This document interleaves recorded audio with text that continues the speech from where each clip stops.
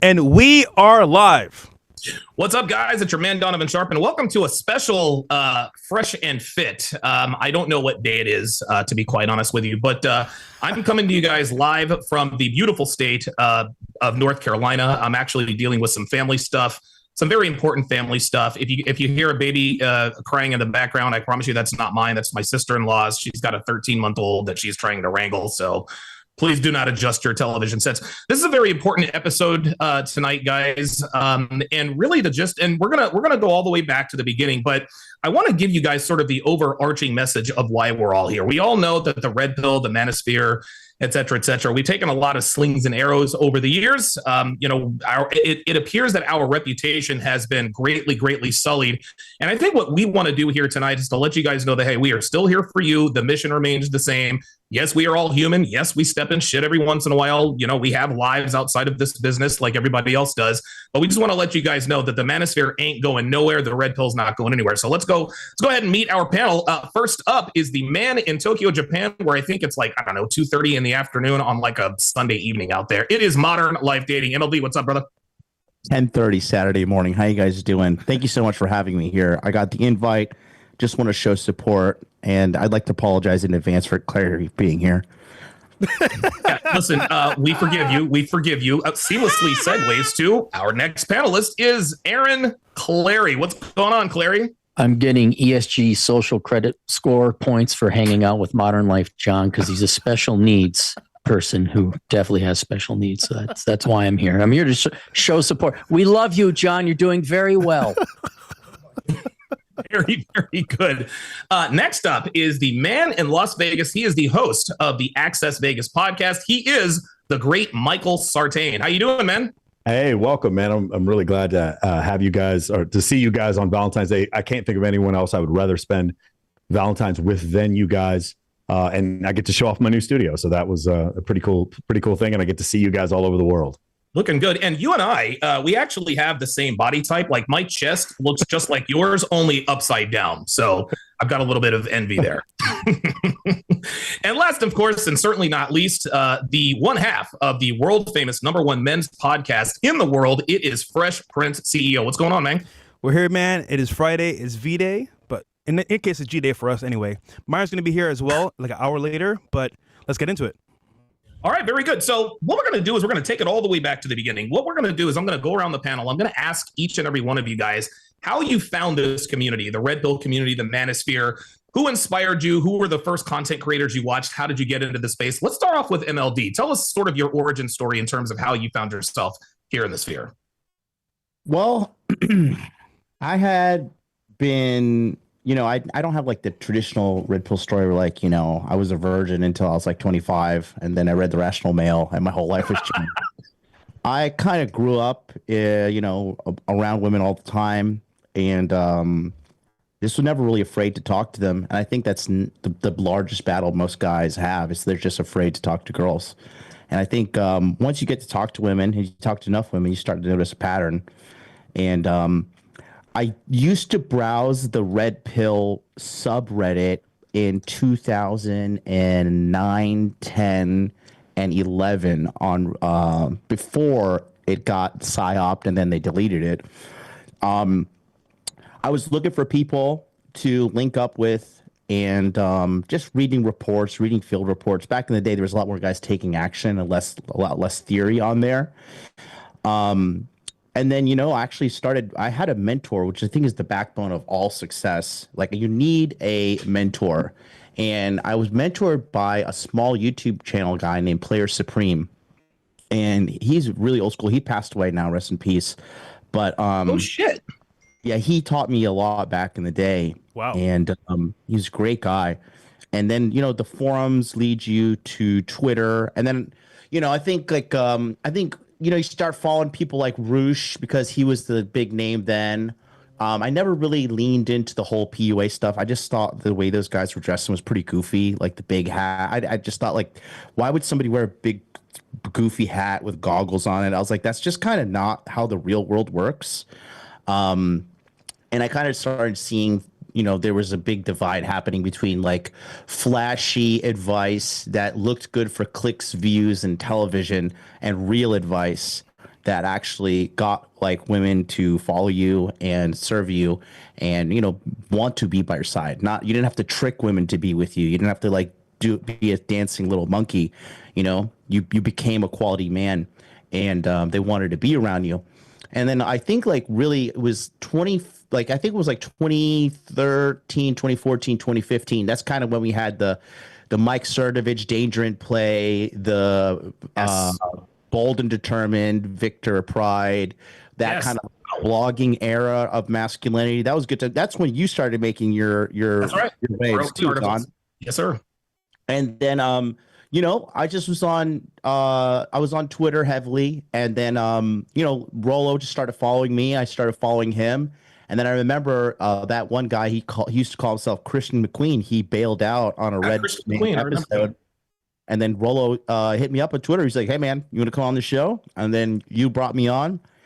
And then that was from there. It was history, man. We had that big resurgence in I think it started in 2018.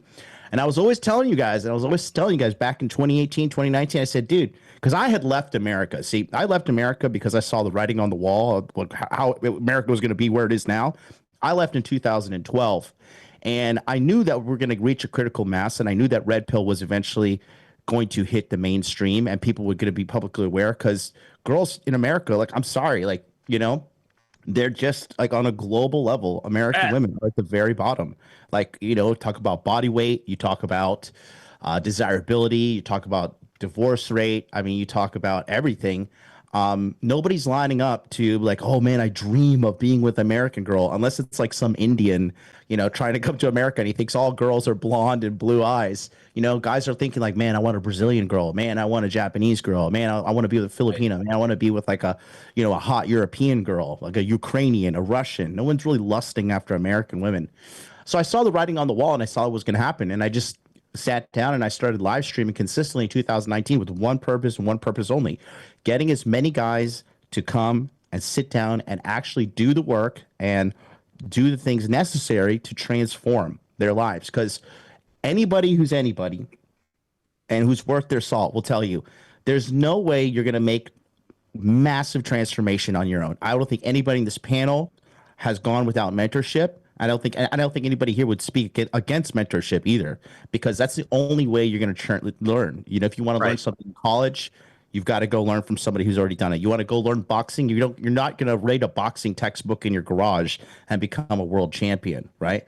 So I just really focused on training guys and getting guys moving forward, and then that's when I met Myron before Fresh and Fit even started. You know, I kind of gave him an idea of what he could do with himself and his brand, and I taught him the power of digital marketing. And Myron has an incredible work ethic, and here we are. Yes, he does. Clarey, tell us the Aaron Clarey superhero origin story, because you are, and it's interesting because when I first got to know you, I was not aware that you were red pilled. I remember asking, "Well, you're not red pilled," and you were like, "Yeah, I'm definitely red pill." But you come from like the minimalist, you know, financial shrewdness side of, you know, living the red pill life, sort of taking control of things.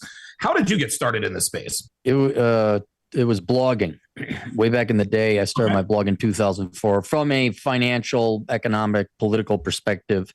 And there was plenty of stuff to talk about in those fields, but it was also red pill in a way that you've been being lied to about many other things outside of women and dating, which is economics, politics, and all that. And then invariably the two worlds would meet, because if you think about it, men spend a tremendous amount of their time, money, and resources on the pursuit of women. Matter of fact, it's most of their time, money, and resources, especially if you're younger. And it was inevitable that you'd have to talk about your time budget and personal finances and personal choices you'd make, not just in terms of cars or houses or interest rates, but hey, what are you doing with women, especially with the financial risk of divorce? And so that evolved. And then as you know, I made the jump from blogging to podcasting. Then we did podcasting to YouTube in 2014, because I had enough books out by that time. People were sending me questions. I created Asshole Consulting as kind of a joke to get people like say, look, I can't answer all your questions, so I have to charge you, thinking no one would pay me to answer and here we are where most people did. And that took a life on its own. And that's kind of the the evolution of how I got onto YouTube. That's my main performance on YouTube, is answering those people's kind of Dear Abby questions, except from Redpill community lens, which includes finance now as well as dating and all that other stuff. And so, yeah, fast forward 21 years later. Wow. And here we are. Yeah. Yeah. And so that's kind of my origin story. Okay, now Michael, you are now, as far as I know, you're relatively new in this space. I think that Access Vegas, if I'm not mistaken, you've done it for a year and a half, 2 years. Maybe I'm off. Maybe I'm not. Yeah. And of course, you partner up with Rollo. How did you find your way into this space that eventually, was the genesis of Access Vegas? So I retired from the military in 2011, and then I moved to Las Vegas, and I started throwing these just outrageous events. I either started throwing the events or, and Rollo can talk to you about them. I mean, Fresh has been to them before. And these events were like 3 or 4 girls to every guy. And I would do this over and over again. And then I would occasionally, because I was friends with Owen Cook and I'm friends with Mystery. Occasionally I would get asked to go speak on certain panels and say, okay, what is it that you're doing that's different? Because the girls that you're with always seem to be like really, really attractive. And you seem to have a lot of women with you. But I didn't want to teach this. I wanted to stay out of this professionally. I was still working at a fund as a quantitative analyst.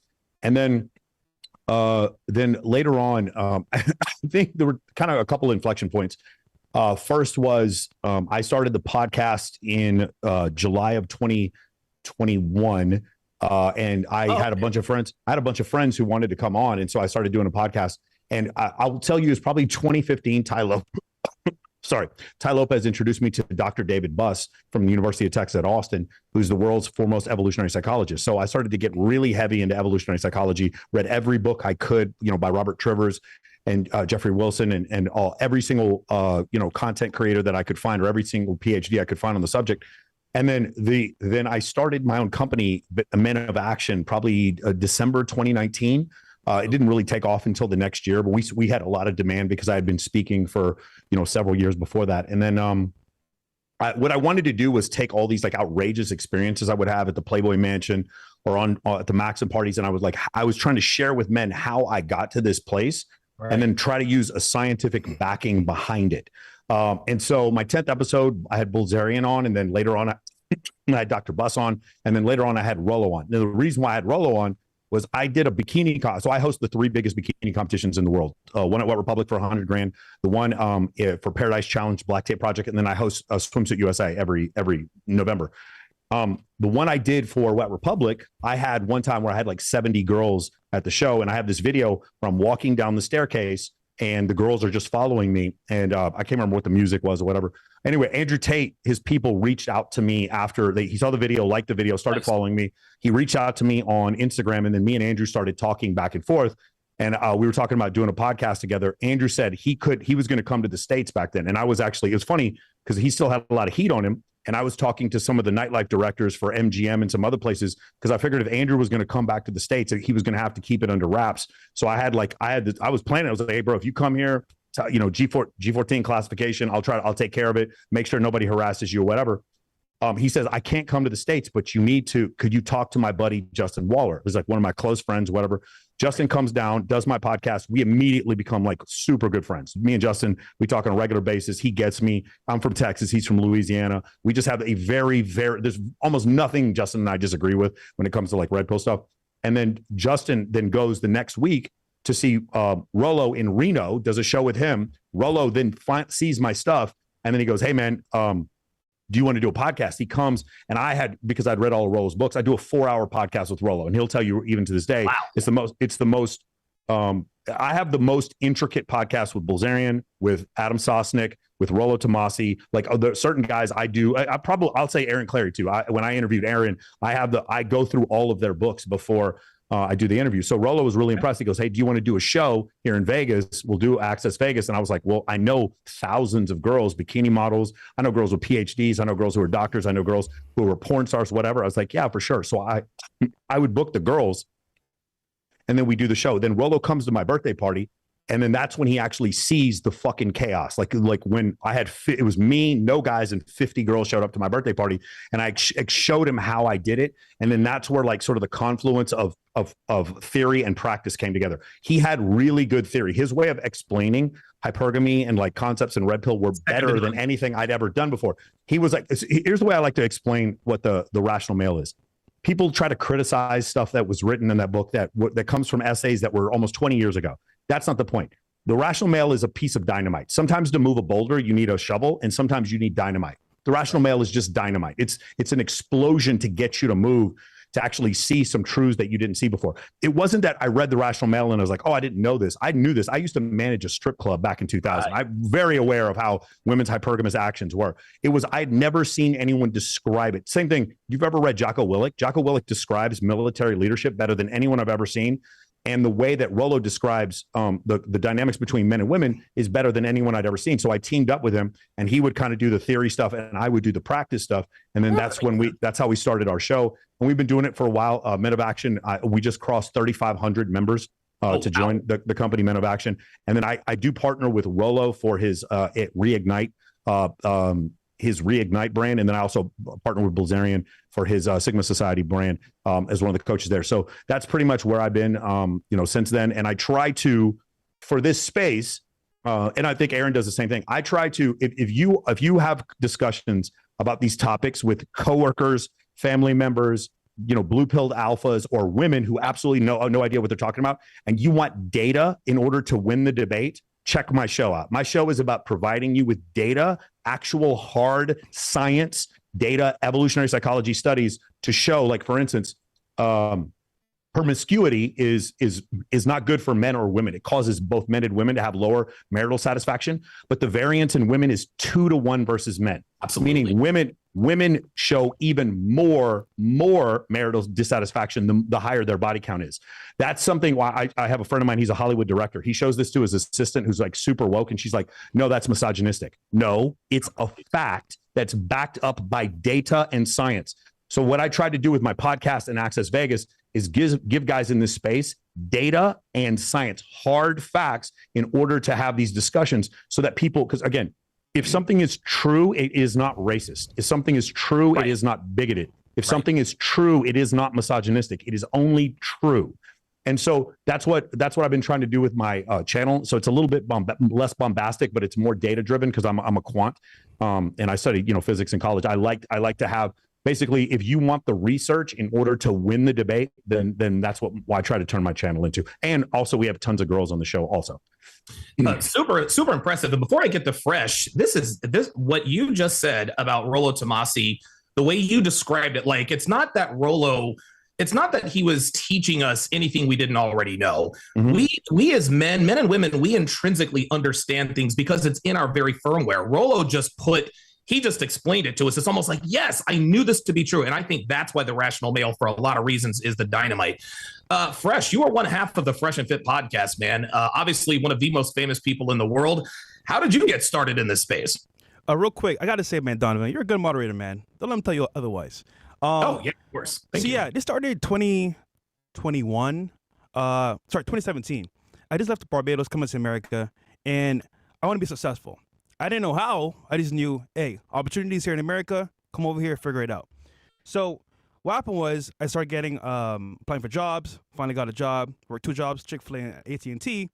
And then, funny enough, I started like saving money, investing money as well into like myself. Then I looked at real estate, how to invest as well, how to further my career. And then I started living like a good lifestyle. I have money saved up.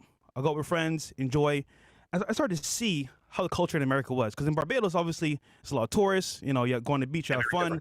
It's not that hard to like talk to girls that, in that environment. But here it's like, like, if you're a regular dude, it's not that easy because you got to either have game, charisma, money, or status. One of these elements, or all of them, are all the above. In any case, I was living my lifestyle, and then I started getting better life, having more money, having more status. And then I met Solo TV 84. He saw my Instagram page, saw what's going on. He said, bro, let's do a podcast. I'm like, podcast? Like, I'm not the best speaker, bro. I'm pretty much just living a lifestyle. But fuck it, let's do it. So we did the podcast, and before we did the podcast, though, just to back up on my story, I was trying to learn the culture here in America, and I was more of from a religious background, so I married a single mom, and that taught me so much about women, marriage, and like single mothers, right? And obviously, you guys say obviously it's an L, but I understood one thing from that experience is that if I was going to win at life and be successful, I can't make mistakes like that anymore. Right. So I felt alone. I felt like kind of like trapped, and I was like, hold on, what do I do here? So I'm looking online, okay, dating single mothers, is it bad? Is it good? I find Solo TV4, I find Rollo Tomasi, King Riches, and some other creators as well. Long story short, though, I was like, yo, this is crazy. I've been doing the wrong things here, especially marrying a single mom, and this isn't working well for me. I got to exit right now. So that night, I went home. I said, hey, listen, this was what's going on. I got to end this. And like in 2 weeks, I was finished with that. But after looking into the red pill and all this like dating stuff, I saw, okay, cool. If I can avoid certain mistakes or kind of like maneuver a certain way, I can benefit or move further ahead in life and be successful. So at that point, I was full into red pill, looking at stuff. Obviously, I didn't have the rage per se, but I was more like, okay, you know what? I see where I messed up. Awesome. Then Solo hit me up on Instagram. After a while, we did that podcast. He said, listen, bro, there's a guy in Miami that does fitness videos. You should link with him. I'm like, fitness videos? I'm trying to make some money, bro. Not fitness videos. Anyhow, so then Myron DMs me on Instagram. We speak for like an hour on the video call. And then before you know it, he said, let's have dinner, bro. So it's me and my roommate, Casey, and Myron. Went to Top 42 Midtown. Ah, Casey, yeah. Yeah. And, I'm just a chill guy, bro. We just had dinner. Me and Myron talked. You're like, let's do our own podcast. And we spoke about our first show, cold approach, and then online dating. Because obviously, I'm an Instagram wizard. I'm got an Instagram for business and for dating. And I turned my whole life around just from using Instagram the right way. And at that point, we did one show a week, pretty much like our separate properties. I did it in my bedroom. He did it in his living room. And people liked it. We talked about dating, our struggles as men in Miami. And pretty much people were like, you know what, you should do more. So we did 2 a week, then 3 a week.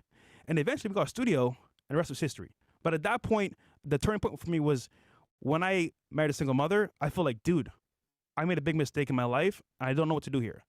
But looking online for you guys' videos, changed my entire life. So I got to say to the RP, thank you, man, because it changed me as a man. It made me a better person. So good stuff. Good, very good.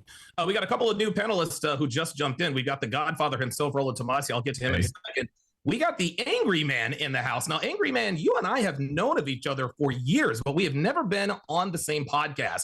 I happen to be like, it's absolutely incredible. I know that I think you're in North Carolina. I lived in North Carolina for the better part of 20 years before I started, traveling extensively. So I guess I'll pose the question to you. How did you find your way into the manosphere, the red pill space from your perspective? Well, I started out back in, I want to say 2012, 2013. I actually wrote you're an OG. Can you hear me? Yeah, I got you. I'm seeing you're an OG. Yeah, I actually wrote a couple articles for Voice for Men. Joined a few of the shows that Paul Elam had, Dr. Paul Elam had. Yes. I think it was Honey Badger Radio or something like that. But not long after that, I actually started my own channel in like 2015, which predominantly dealt with issues about child support, family court, things of that nature. And, from there, it just kind of took off. I linked up with a lot of different guys, many of which Yep. No need to really name everybody, you know what I'm saying? But, just from there, just kept it going, kept cranking out content, and here I am. Okay. All right. Okay, good stuff. Of course, last but not least, I guess for now, the guy that we call the Godfather of the manosphere, it is Rollo Tomasi. So, Rollo, you're the Godfather. You're sort of where this thing sort of begins and ends, and whether people want to agree, disagree, whatever the case may be, you're the Godfather, always have been and always will be. How did you find your way into this space? Unmute yourself. There we go. I just want to say just to keep the record straight here, it was actually Pat Campbell who gave me the name The Godfather. Oh, okay. Rest in peace to him. Godfather or Godfather? Well, it's fun. Well, the thing that's funny is like I used to do Pat Campbell's terrestrial radio show, and he would introduce Godfather Manosphere, and then it just stuck after that. So, no, I've been doing this for, if you count what I did in the So Suave days, in the forum days, I've been doing this for probably 22 years now, 23. Wow. So as you guys know, I am the author of the Rational Male series of books, but everybody always goes back to the first book. But I got five different books now. Yeah, I'm working on a sixth, and then, gosh, I mean, I came up through the forum days. Then there was the blog days. It was just, I was one of the 3 R's of the manosphere, which was Rollo, Roosh, and Royce. And then, just little by little, everybody kind of fell off, and I'm the last man standing. The last R standing.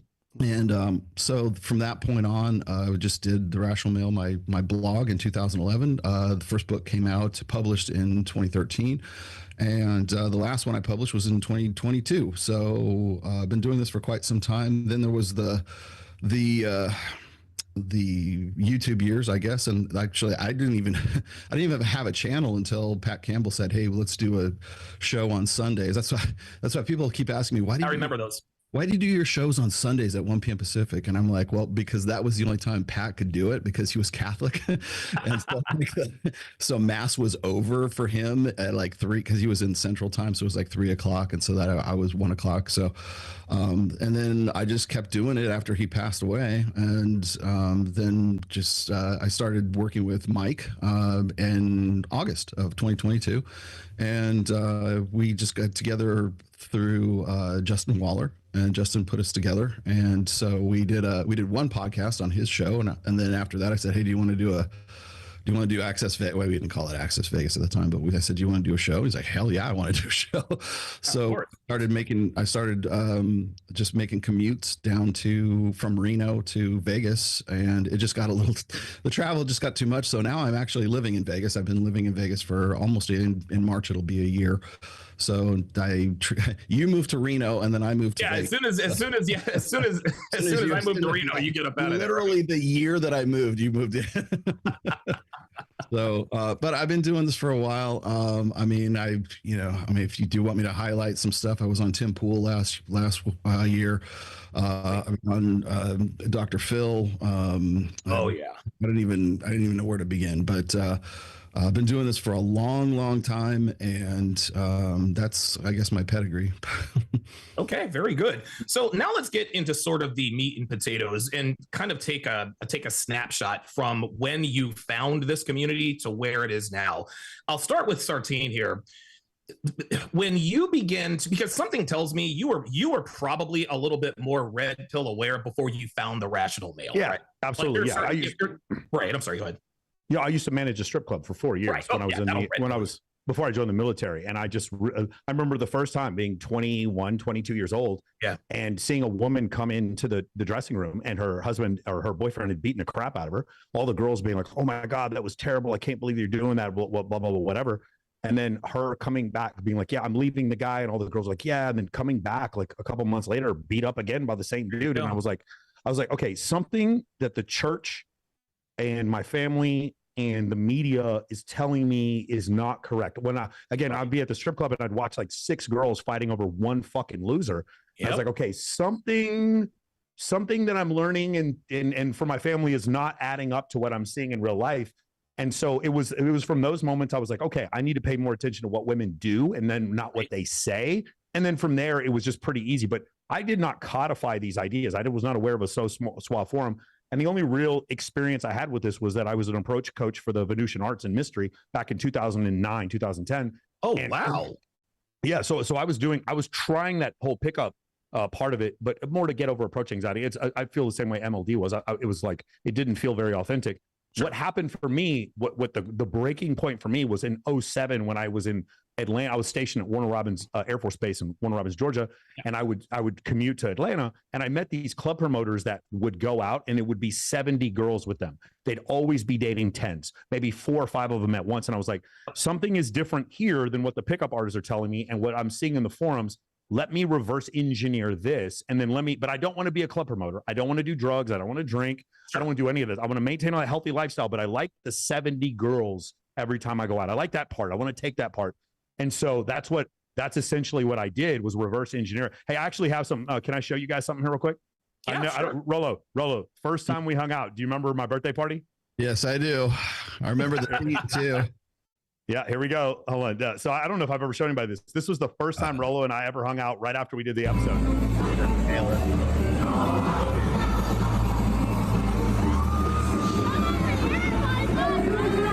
Rollo, how many girls were there? How many girls were there, do you think? At least, by my count, at least 20. All of them.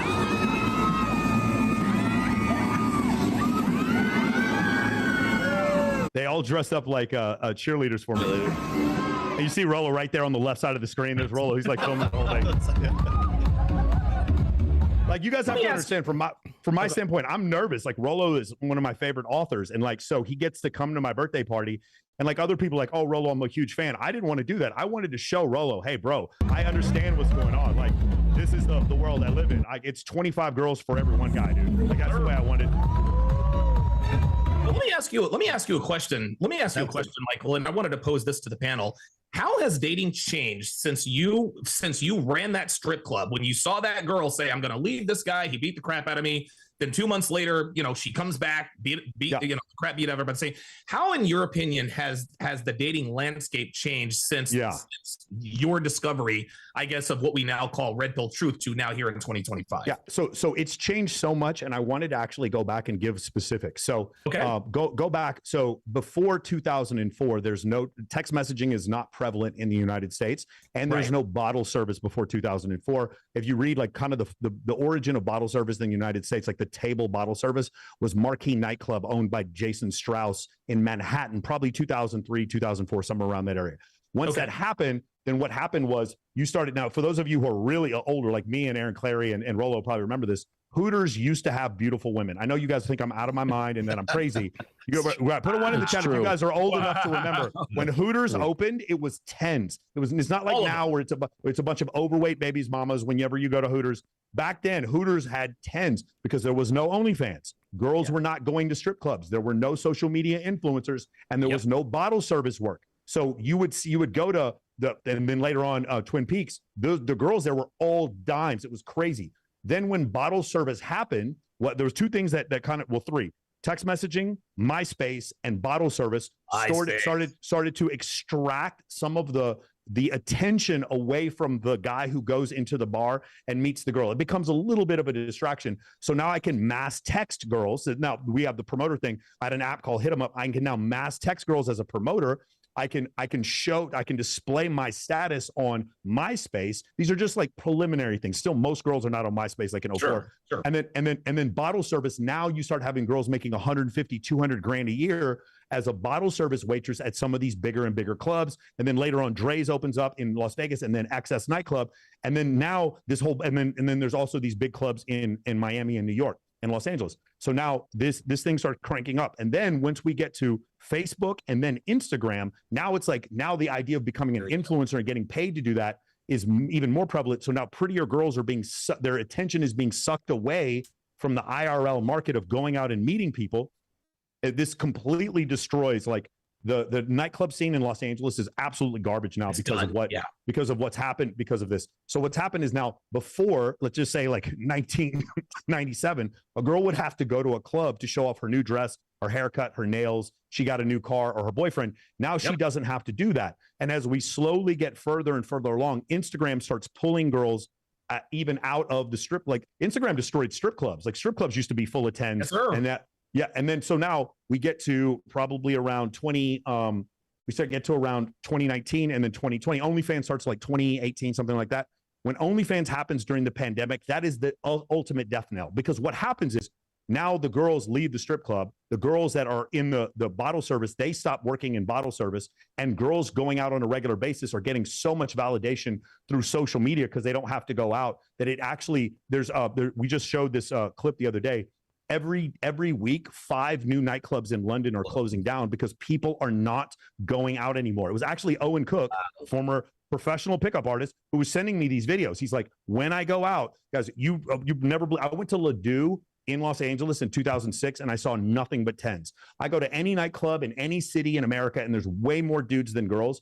And so what's happened is the virtual nature of dating, which is dating apps, Instagram, etc., has caused it where there's a few guys at the top that are able to display massive amounts of value passively with low perceived effort, and a large group of men that are suffering. Now, unless you're extremely good looking or you're rich or something like that, those guys, I'm not talking about those guys. I'm talking about average guys. And then the numbers bear that out. 26% of men under 30 are virgins. 2/3 of men under 30 are single. On dating apps, men match 6 out of every 1,000 right swipes. Let me say that again. Wow. The average guy on a dating app, it's 6 matches for every 1,000 right swipes. For women, it's 100 matches for every 1,000 right swipes. And so we start seeing these things over and over again. There's 68% of men. This is the craziest stat I've ever heard. 68% of men report being friend zoned after matching with a girl on a dating app. 60. I'm surprised it's that low. Look it up. 60. You're paying money to a dating app to get friend zone. Look the data up. If you don't believe me, I'll show it to you. So what's happened is there's a group of guys who are doing really well, and they're doing even better than they've ever done before.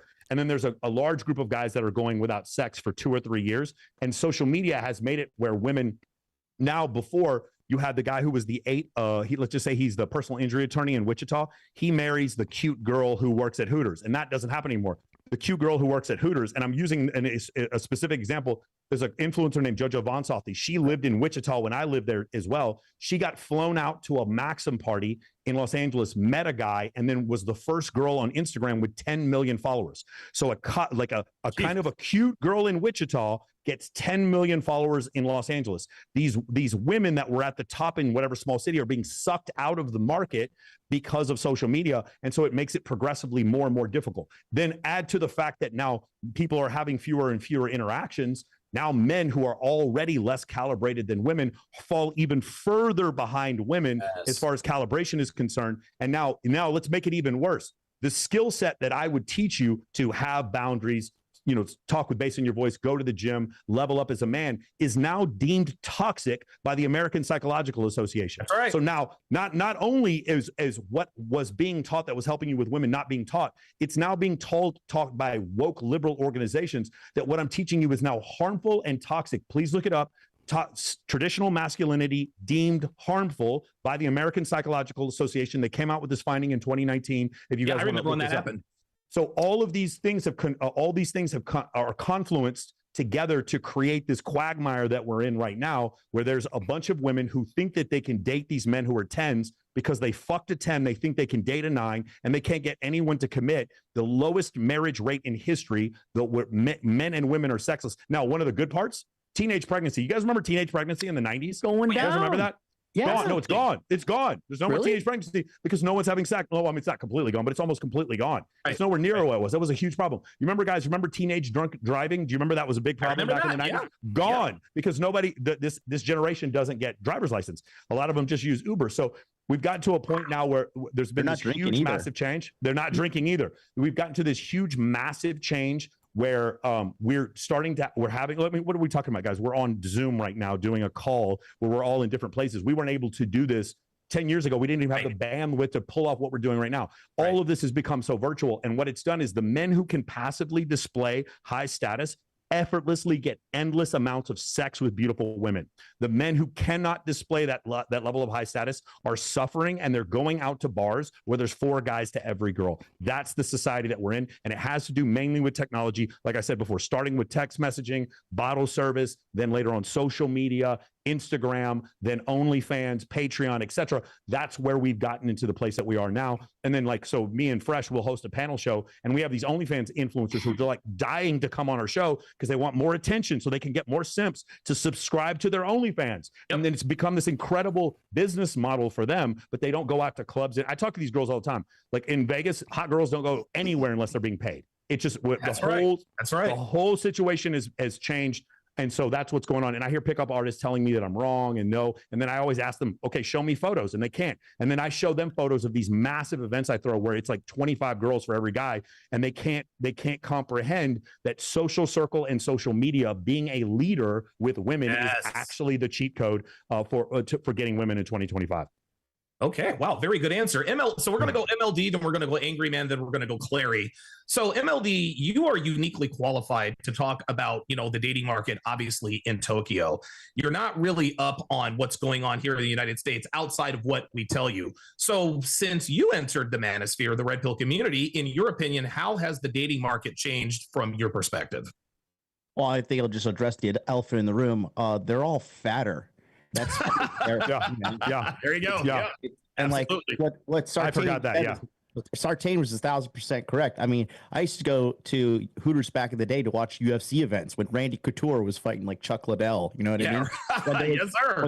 When like there was like 1 or 2 or 3 or 4 UFC events like a year, and like it was a big event and like you dressed up. You're like, I'm gonna go talk to Rachel, the Hooters girl. She was there last time, and the thing is, and from my opinion too, I think it's pretty bad because dating has become far more transactional. And what I mean, it's from a financial standpoint. There are women that are selling themselves. I mean, really, the reality is prostitution is legal in America, and it's happening left and right. Yep. It's just happening on Venmo. It's happening on Cash App. It's happening left and right. The audacity of some of these women too. Some of these girls. I mean, I'm actually in the process. This will be my last year in Japan. I'm going to be coming back to the States, and here's why. Japan is a dying country, and it's Japan's best days are behind it. And when a guy turns 18 years old, you know which girls he wants to bang? He wants to bang 18 to 24. And when he's 25, that doesn't change. And when he's 35, that doesn't change. And when he's 45, that doesn't change. So the demographic of men that want these girls in Japan is growing, and the supply of hot young girls in Japan is literally running out. So it's kind of gotten to the point now where girls are getting paid just to show up on dates here in Tokyo. It's like Sartain said. Well, yeah, just to show up on dates. Now factor in the prevalence of the feminist movement being perpetuated at an exponential rate through these social media companies. We have the largest amount of insufferable chicks at all-time highs, especially in America, because all of this stuff, and if you look at what's going on with the USAID, I'm not going to get too political here, but it's literally feminism and anti-male rhetoric has now been documented to be funded by the United States government. So you didn't have this back in the day. Girls weren't always insufferable. And another thing is this: we're a couple generations down from the grassroots feminist movement. And what's happening now is you're having women divorced at an all-time high. And when a woman divorces a man, she's not sitting around saying, "Oh, your father was a great guy, and I just left him because I'm a psychopath." No, it's your father was a terrible guy. All men are terrible. Yep. He's a bad guy. He's, it's funny recently too, when I was younger, now I'm 39, but when I was younger, guys were normal. But every time I talk to a girl right now, anywhere around the planet, I don't know what's going on, but every guy she dated is a narcissistic abuser. Every one of them. Every ex-boyfriend is a narcissistic abuser. So either we have a gigantic narcissistic abuser problem with men, which is not the case whatsoever. But I just think that the indoctrination has really gotten out of control. And when I come back to America, you guys got to understand, I see it from the outside. I've not lived consistently in America. I've not lived in America since 2016, right? That's and the thing is, with the whole the single mother thing is really what I really think is really breaking America, because they're raising weak guys who either hate themselves because mother is psyoping them on a daily basis, saying your dad is bad, men are bad, and then you're raising young girls to hate their fathers. So these girls don't even know how to act. And then when they're born too, and I like how Clarey touches on this on his show, because when the women are born from kindergarten, it's like, you're the best, You can be an astronaut and the CEO, and you can have babies. You could freeze your eggs. Women are told you could do whatever you want. There's no holds bars, and men are just put with every obstacle in their way. You're bad. You're toxic. You're a bad little boy. Masculinity is bad. So, and in addition to that, it's everywhere now. Like, it's in the movies. It's in the dramas. It's in commercials. It's encroached its way into video game cultures. I'm a huge gamer. Wow. Video games, now, everything in video games is The fake. Last of Us 2. The last, dude. I literally just talked about that on my show the other day. Oh, like, the show, The Last of Us? Last of Us 1, phenomenal masculine character. Ellie's a good little girl, loves dad, really shows like a strong masculine character. Part 2, everybody's gay, trans, and no. Why are you virtue signaling to video game players? Like, where? Because the thing is about, and it's also infiltrated comics and everything, right? When men get rejected by women, you know what they did? They went to the Star Wars galaxy. They went to the Marvel universe. They went to the DC universe. They played video games. But even now, that stuff's being infiltrated. The good news is there has been a gigantic pushback. I don't see us heading into this dark future that everybody likes to paint out, where we're all in this censorship, dystopian future. Everything's terrible. I do think that a lot of guys, like when Sartain was saying guys are in the friend zone, guys don't put themselves in the friend zone. Guys stay in the friend zone. Woo, yes, sir. That is a choice to stay there. So I think, like when they choose this to be friends with the girls, and like, it's just, why would you get on a dating app and accept something you don't want? If you went to Chick-fil-A and you ordered something and you got a fish sandwich, would you take it? You'd be like, no, I'm at Chick-fil-A. Of course not. Sandwich, right? So why are you giving me fish sandwich? But a lot of these guys have no self-respect because they're raised in a household with a single mother, and you have a culture that's consistently beating them down. When literally, like, some of us here are on a government's watch list. Like people are here, like, that this is the toxic masculinity report. Even Clarey's on that watch list. I'm not on that watch list, but I just, cope and see. It's open hatred. You were before, you are now. It's open hatred, and it's acceptable in the States. So it's just like the anti-male rhetoric but I do believe we peaked. I would say we peaked around the anti-male hate and stuff peaked around 2018, 2019. I do see when Biden was elected. Yeah, because the reality is women are literally getting back in the kitchen and putting it on TikTok and getting millions and millions and millions of followers. Peak feminism, I think, was like 2018, 2019. I think we are kind of seeing the pendulum swing backwards. I don't like to paint a dystopian future for everybody. I just don't think that's reality. I really place a lot of the responsibility on men, because at the end of the day, it's the men who accept these terms. If men weren't shilling out money and simping and giving validation and signing up for OF and all that stuff, we wouldn't have this problem. So the reality is, it's on the men. We can sit here and cry about the women all we want, but the reality is it's 1,000% on the men. Okay, I apologize for my niece that's screaming in the background. I'm going to go to Angryman, then I'm going to go to Clarey, then Rollo. Angryman, in your opinion, how has the dating market, the dating dynamics changed since you got into this community, since you started your YouTube channel? Well, I myself, I'm no longer in the dating game, but one of the things that I noticed is that we have this crisis of masculinity right now.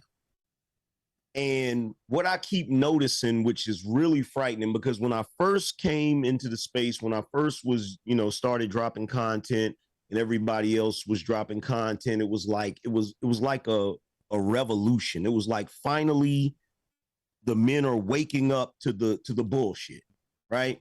But now what I'm noticing is as soon as the guys started dropping the content, dropping the knowledge, all of a sudden there was this pushback from this sort of gynocratic force. All of a sudden you see women flooding the space.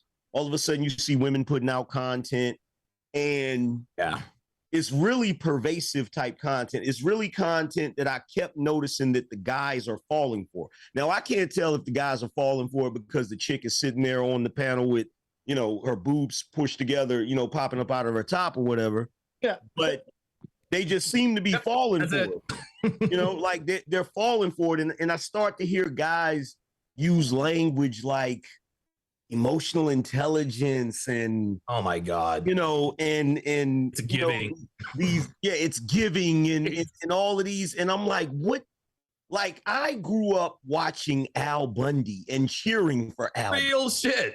You understand what I'm saying? So to see how the guys are starting to like buy into this sort of pseudo masculine male 2.0, it's like they're trying to convince us that everything that a man has always been, there's something wrong with it. And the idea that men are toxic. Well, at some points, men have to be toxic. If they weren't, we wouldn't be here. The human race wouldn't even be here. You know what I'm saying?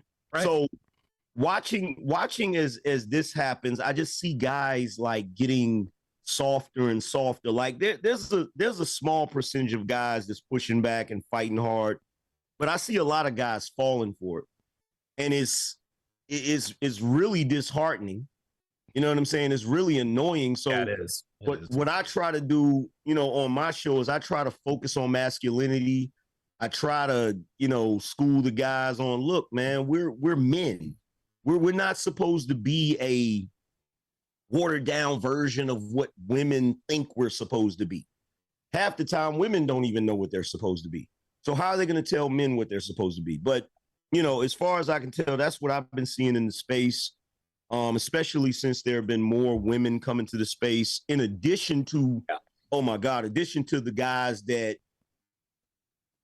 that know that certain people don't like red pill content. So what they do is they try to capitalize on that audience, by making rhetoric. You know what I'm saying? Business decision. All the time, bro. Derek Jackson types. Shout out to Will Hitchens. Shout out to Chris GQ Perry. Shout out to Justin Baldoni. Yeah. Yeah, the guys that typically don't believe in what they're saying. Oh my God, sorry. But they're selling the women a lie. You know what I'm saying? They're selling the women a lie, and you got the ace metaphors, and I'm not gonna name any names. Let me stop naming names. Chris Perry, the foot guy. Oh my God, that is hilarious. Oh my God, Jesus. But yeah, you have that entire thing with those guys trying to capitalize on the situation. But I will say this, not to get political like my man just said. And by the way, you kind of triggered my PTSD when you started talking about Marvel and oh my God, and don't get me going, bro. Don't get me going. I got more to say.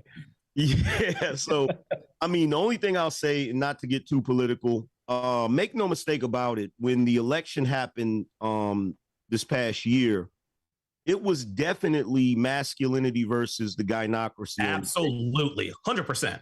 It was definitely. So for us to get that victory, I feel like, maybe there's some hope we can push this back to the natural order of things. So, that's how I feel about it. Let's switch gears here because we're still good on time, but if we continue like this, we're going to end up running short on time. This is the main question. So we all know how we got here. We understand, what the manosphere is now. Over the past, I would say 5 to 6, maybe 7 years, the manosphere has really, the reputation of the manosphere has really been sullied. And it's funny because I mentioned this years and years ago. Our biggest detractors these days are not just women. It's other people who consume this stuff. And I never have the chat up because it's just so much vitriol and hate. People come to see the spectacle. And I'm going to start with Rollo here because Rollo, I think that you were probably one of the first people that I knew who was directly attacked, like, friendly fire, I guess as we should say. What do you think is the biggest factor in terms of the manosphere's reputation being dragged through the mud? Because obviously we're here to help men, but again, it just seems that most men, at least in the chat and in the comments section, are here really just to kind of troll us when it's them that we're trying to help. So what do you think was the biggest factor in sort of turning that tide? I think a couple of things have happened, and maybe this even answers the first question too at the same time. Okay. Is first off, I think that a lot of the guys that are part of the quote unquote manosphere right now don't know any of the history of it. If you look this up, it's actually a term. It's a sociological term. It's called temporal provincials. They're people who don't care about the past. They don't care about the future. They just care about what the fuck's going on right now. And they could give two flying fucks about who came before them, who's going to come after them. It's all about whatever's happening in the now. Right. And so for this sort of new crop or this new generation of guys who've come into the quote unquote red pill, they don't know who came before them. They don't as far as they know, I came up sometime in 2019, right? And it's like I've been doing this really since I can show you the first time I used the term red pill on the SoSwap forums. It was like December of 2004, right? These guys weren't even alive back then, and if they were watching Fairly Odd Parents and Jimmy Neutron at that time. That's basically what these fuckers were doing, right? And it's like we've been having these conversations for 20 fucking years. And so when people come up and they're like, oh man, well, Rollo doesn't know about this, he doesn't know about that. I'm like, no, dude, we have had that conversation and they think they gotcha. Like everything's a gotcha moment. Everything is YouTube blood sports right now. Everybody thinks they're having a debate. They're not really having a debate. All they're doing is saying, you're a liar. That's all it is. It's not about finding truth. It's not about finding what's right. It's not about finding what I shouldn't say. It's not about finding what is correct and what is incorrect. It is about you're a liar or people shouldn't follow you, or let's see how I can damage your personal brand. That's all it is right now. Wow. And so people seem to think that the red pill started, I don't know, with Andrew Tate and Pearl. That's when they think it happened. And so that's when everybody just goes back, and that's all that's their depth of the history. And it started like 2 years ago. So if you go and you look, like I can remember seeing, it wasn't even that long ago, where it was, I think it was Destiny who was on Chris Williamson's show, and he was saying, "Is the red pill dead? Is it over? Oh yeah, its time is gone and past." And I'm thinking, like, motherfucker, it has been around for 25 fucking years, man.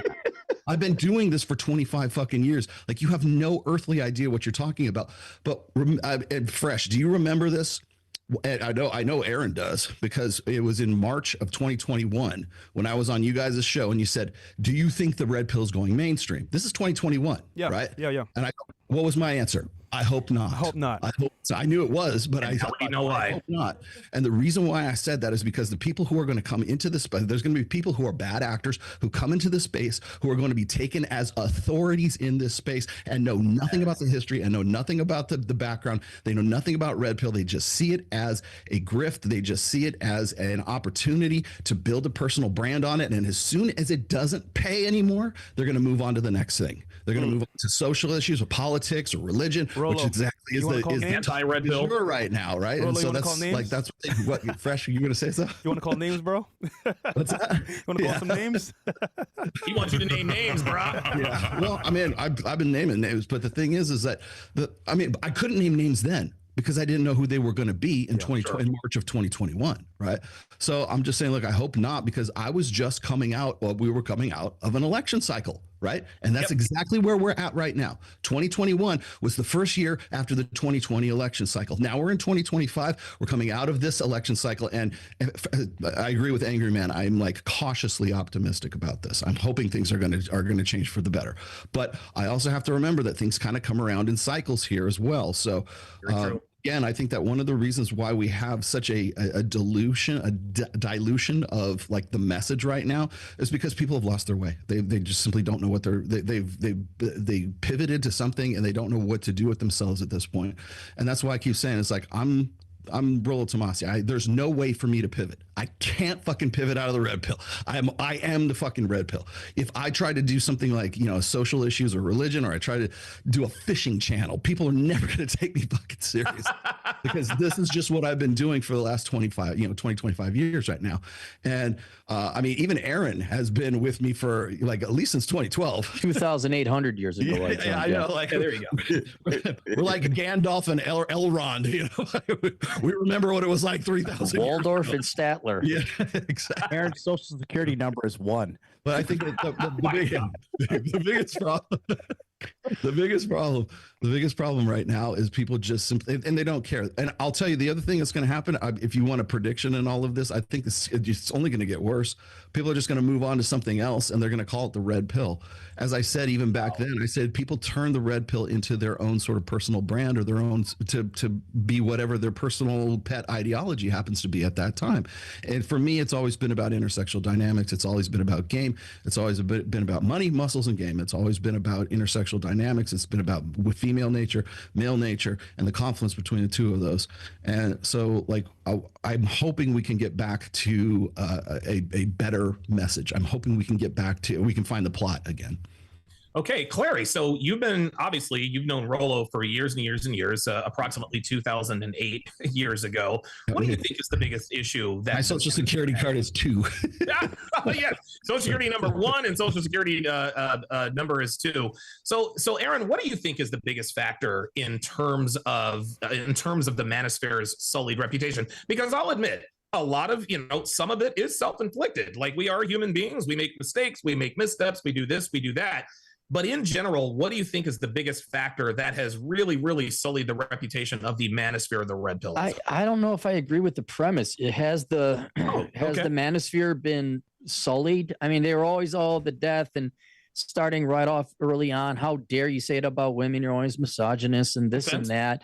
And then new people coming in and different schisms between different philosophies and all that. And I'll be honest, I've just kind of floated above it because I didn't care. Have people said something stupid things like, do you guys remember that just recently the guy who did AlphaCon in Utah? Do you remember that? He's going to jail. $20,000 or $20 million in embezzlement. $20 million, some multiple millions. So yeah, you'll have people like that, or maybe you have people that say stupid things, or someone gets drunk. The infighting. Honestly, I'd say the biggest thing right now, and Rollo touched on it, is you got these posers who just got their pubes last week, and they're viewing the red pill as a money-making machine. Your actual real grifters. They've never had a real job. They are Zoomer millennial, younger millennial type Zoomers, maybe even alpha at this age, where I want to be an influencer, and there's no authenticity. There's no intellectual honesty, and it's just clickbait and rage bait. We talk about this a fair amount. There's no experience. Yeah, no experience. Oh, yeah. And so what I found is probably the worst thing now about, quote, the manosphere is you have these. They're just actors. They have no real experience. They like I said, they haven't asked girls out of. They have very little dating experience. They're just reading from the book. And it's taken on an effect of kayfabe theater. And John Fitch talks about this a lot, where it's all about the money. Yeah. And Roll, you made like Destiny. I don't know if Destiny really is red pill, but there's the perfect example of a clown. He is a clown. He is dressing up like a clown, and he's doing clownish things. Does he actually care about socialism and economic efficiency and dating and love? And no. It's a money-making operation for him. Whereas if you go back in the olden days, back when Rollo and I were young, and we cars first came out, great pubes, right? It was an original, authentic. Hey, our experiences and what we're witnessing in the real world is not correlating with what we're being told by our elders, right? And thus started what I would call the largest meta study in the history of the world, and that is men comparing notes in the blogging days, ancient as it may have been. And every one of us came, Mike is was a captain in the military. He also was in finance, Rollo marketing. He actually played in a band. Donovan, you sold mattresses. I'll never forget the story about you just hustling and selling mattresses. Right, baby. I was in banking and finance and modern life. John, he's a real nice guy. But everyone had a job. And they supported themselves as men beforehand, and we came here out of an intellectual curiosity. We're not here just because, yeah, bro, I want to do it. And I'd say that's probably, if there is something that stands out, I say that would be it. But I even think, especially younger people, are aware of the fake nature of what they're seeing on the internet. Whether it's TikTok girls like, OMG, the guy didn't pay for my date. Now it's such a bitch to him. I don't get it. I think people are starting to realize the inauthenticity of what we're seeing on the internet. But that I think will digest. And I just got to say this because you're like, I'm optimistic for the future. I think no, give up hope. Just give up. It's not turning around. There it is. Be a 10 or go home. Okay. Save your crypto. Now, okay. Yeah. Buy land. And no, women are not turning around. They're not waking up. I have data that Sartain will say, you look at girls, how many of them are still going to college? Like, okay, they're down like 2%. The majority of them still going to college. The majority of them, 85% of the time, are still majoring in dumb shit. They're still choosing careers and ideology and all that over you. No, I mean, yeah, there's some silver linings, but I would give up your optimism and play legacy video games there. All right, guys. Before I go to Fresh, guys, listen, we have we've got Myron in the house. We've got nearly 4,500 people watching across all platforms, just under 2,500 on YouTube, almost 2,000 on Rumble. Guys, hit that like button. It is the most important metric that YouTube uses to push things up in the algorithm. So listen, we have been joined by the great and powerful Myron Gaines. What's going on, brother? Hey, what's up, man? I apologize for the delay. I literally just got off the plane and came over here as fast as I can because obviously this is a very important conversation. I've been listening to the conversation the whole time, and that kind of brings me, and I love that I came in at this point. And this kind of brings to why I wanted to bring all you guys together. We're a very pivotal time, right? We saw the explosion of Redpill awareness in the early 2020s through the pandemic with the meteoric rise of us, Andrew Tate, Sneeko, Pearl, etc., where I know some of you guys are like, hey, some of these people are grifters, etc., which I could definitely see that argument. But I do think when it comes to awareness of this situation, it's had, a residual effect by benefiting and getting exposure to other guys, right? Because as you guys know, we work very tightly with a lot of you guys. And we make sure to platform you guys because I truly do believe if you become successful, you got to bring up the people that came alongside you, which is why I'm so big on making sure that we bring you guys on too, because there would be no Fresh&Fit if it weren't for a lot of the members on this panel. So, but the other reason too, why I was like, we need to unite is because of this topic that you guys are on right now. We have an influx of piece of shit, loser, commentary YouTube channels that do nothing when it comes to actually helping men with the solutions and becoming better and being able to take control of their life. Instead, they give bullshit commentary with bad editing and jump cuts, right? Yep. Saying, oh, these guys are toxically masculine alphas, blah, blah, blah. There's an entire industry designed to attack masculinity by other men. They're there to make jokes, insult, say that this stuff is all a scam, etc. And here's the thing. If you tell someone, hey, you need to go to the gym every day and you need to go to, make money, become successful, you need to learn game, you need to understand that women and men are completely different and you got to do all this work, most guys don't want to hear that. You know what they'd rather hear? They'd rather hear a loser like Abba and Preach, Anus and Reach, tell them, yeah, these guys are losers. Like, they're over here telling you guys extreme stuff on how to get girls. You don't need to do all that. Just be yourself. And the reality is, the masses are going to go towards that. Why? Because human beings are lazy creatures by default, right? They go but the path of least resistance. So what they quickly realized was, if I can go after these guys and call them fake gurus or call them scammers or whatever it may be, right, and tell them they don't really need to suffer proof like that, I'll get a hell bunch of views, and I'm able to clown these guys, and they're going to come watch me. But here's the difference. You don't get better. You don't make more money. You don't get in better shape at all by watching these losers. You think anyone is sitting here watching Moist Critical trying to get advice? Is anyone watching Anus and Reach on how to improve their life? No. Are they teaching you how to fucking buy real estate? No. Are they teaching you how to lose weight? No. Are they teaching you how to understand the economy and make a bunch of money or invest in precious metals like Aaron Clarey or whatever? No. They're fucking not, right? They're not keeping guns out of people's mouths. And the thing that also annoys me, besides these piece of shit bottom feeder reaction YouTubers, a lot of people might not know this, the Department of Homeland Security wrote a paper, right, saying that, hey, manosphere content is toxic, it's problematic, etc. And they sent this over to YouTube and these other platforms. And I noticed a stark contrast where a lot of these channels were getting pushed in the algorithm, significantly. And as soon as this paper came out, a couple months after that, there was a whole bunch of guys losing, views, getting pushed in the algorithm, etc. So there's been a concerted fucking effort, okay, to keep men in the dark about female nature, to keep men in the dark about self-improvement, to keep men in the dark about just becoming better in general, right? Absolutely. Because people would rather watch idiots like Moist Critical, Anus and Reach, and these guys that make you feel good for 7 minutes as they do their stupid edited clip, versus guys that will sit here and go line by fucking line on how to become a better man. Now, the other thing, too, that I think is very important is that by me going into the political world and me, getting into different spaces and dealing with different creators from different genres, what I've realized is this red pill awareness is more needed than ever before. Because as much as guys are fucking successful in different realms, whether it's politics or culture or some other shit, a lot of them don't understand women, right? And let's just be honest here. If you don't figure out women, you're never going to be fucking successful, because your inability to control your woman or your inability to attract women, it's always going to be eating at you and distracting you from what you should be doing. John always famously said this, and I agree with him 100%.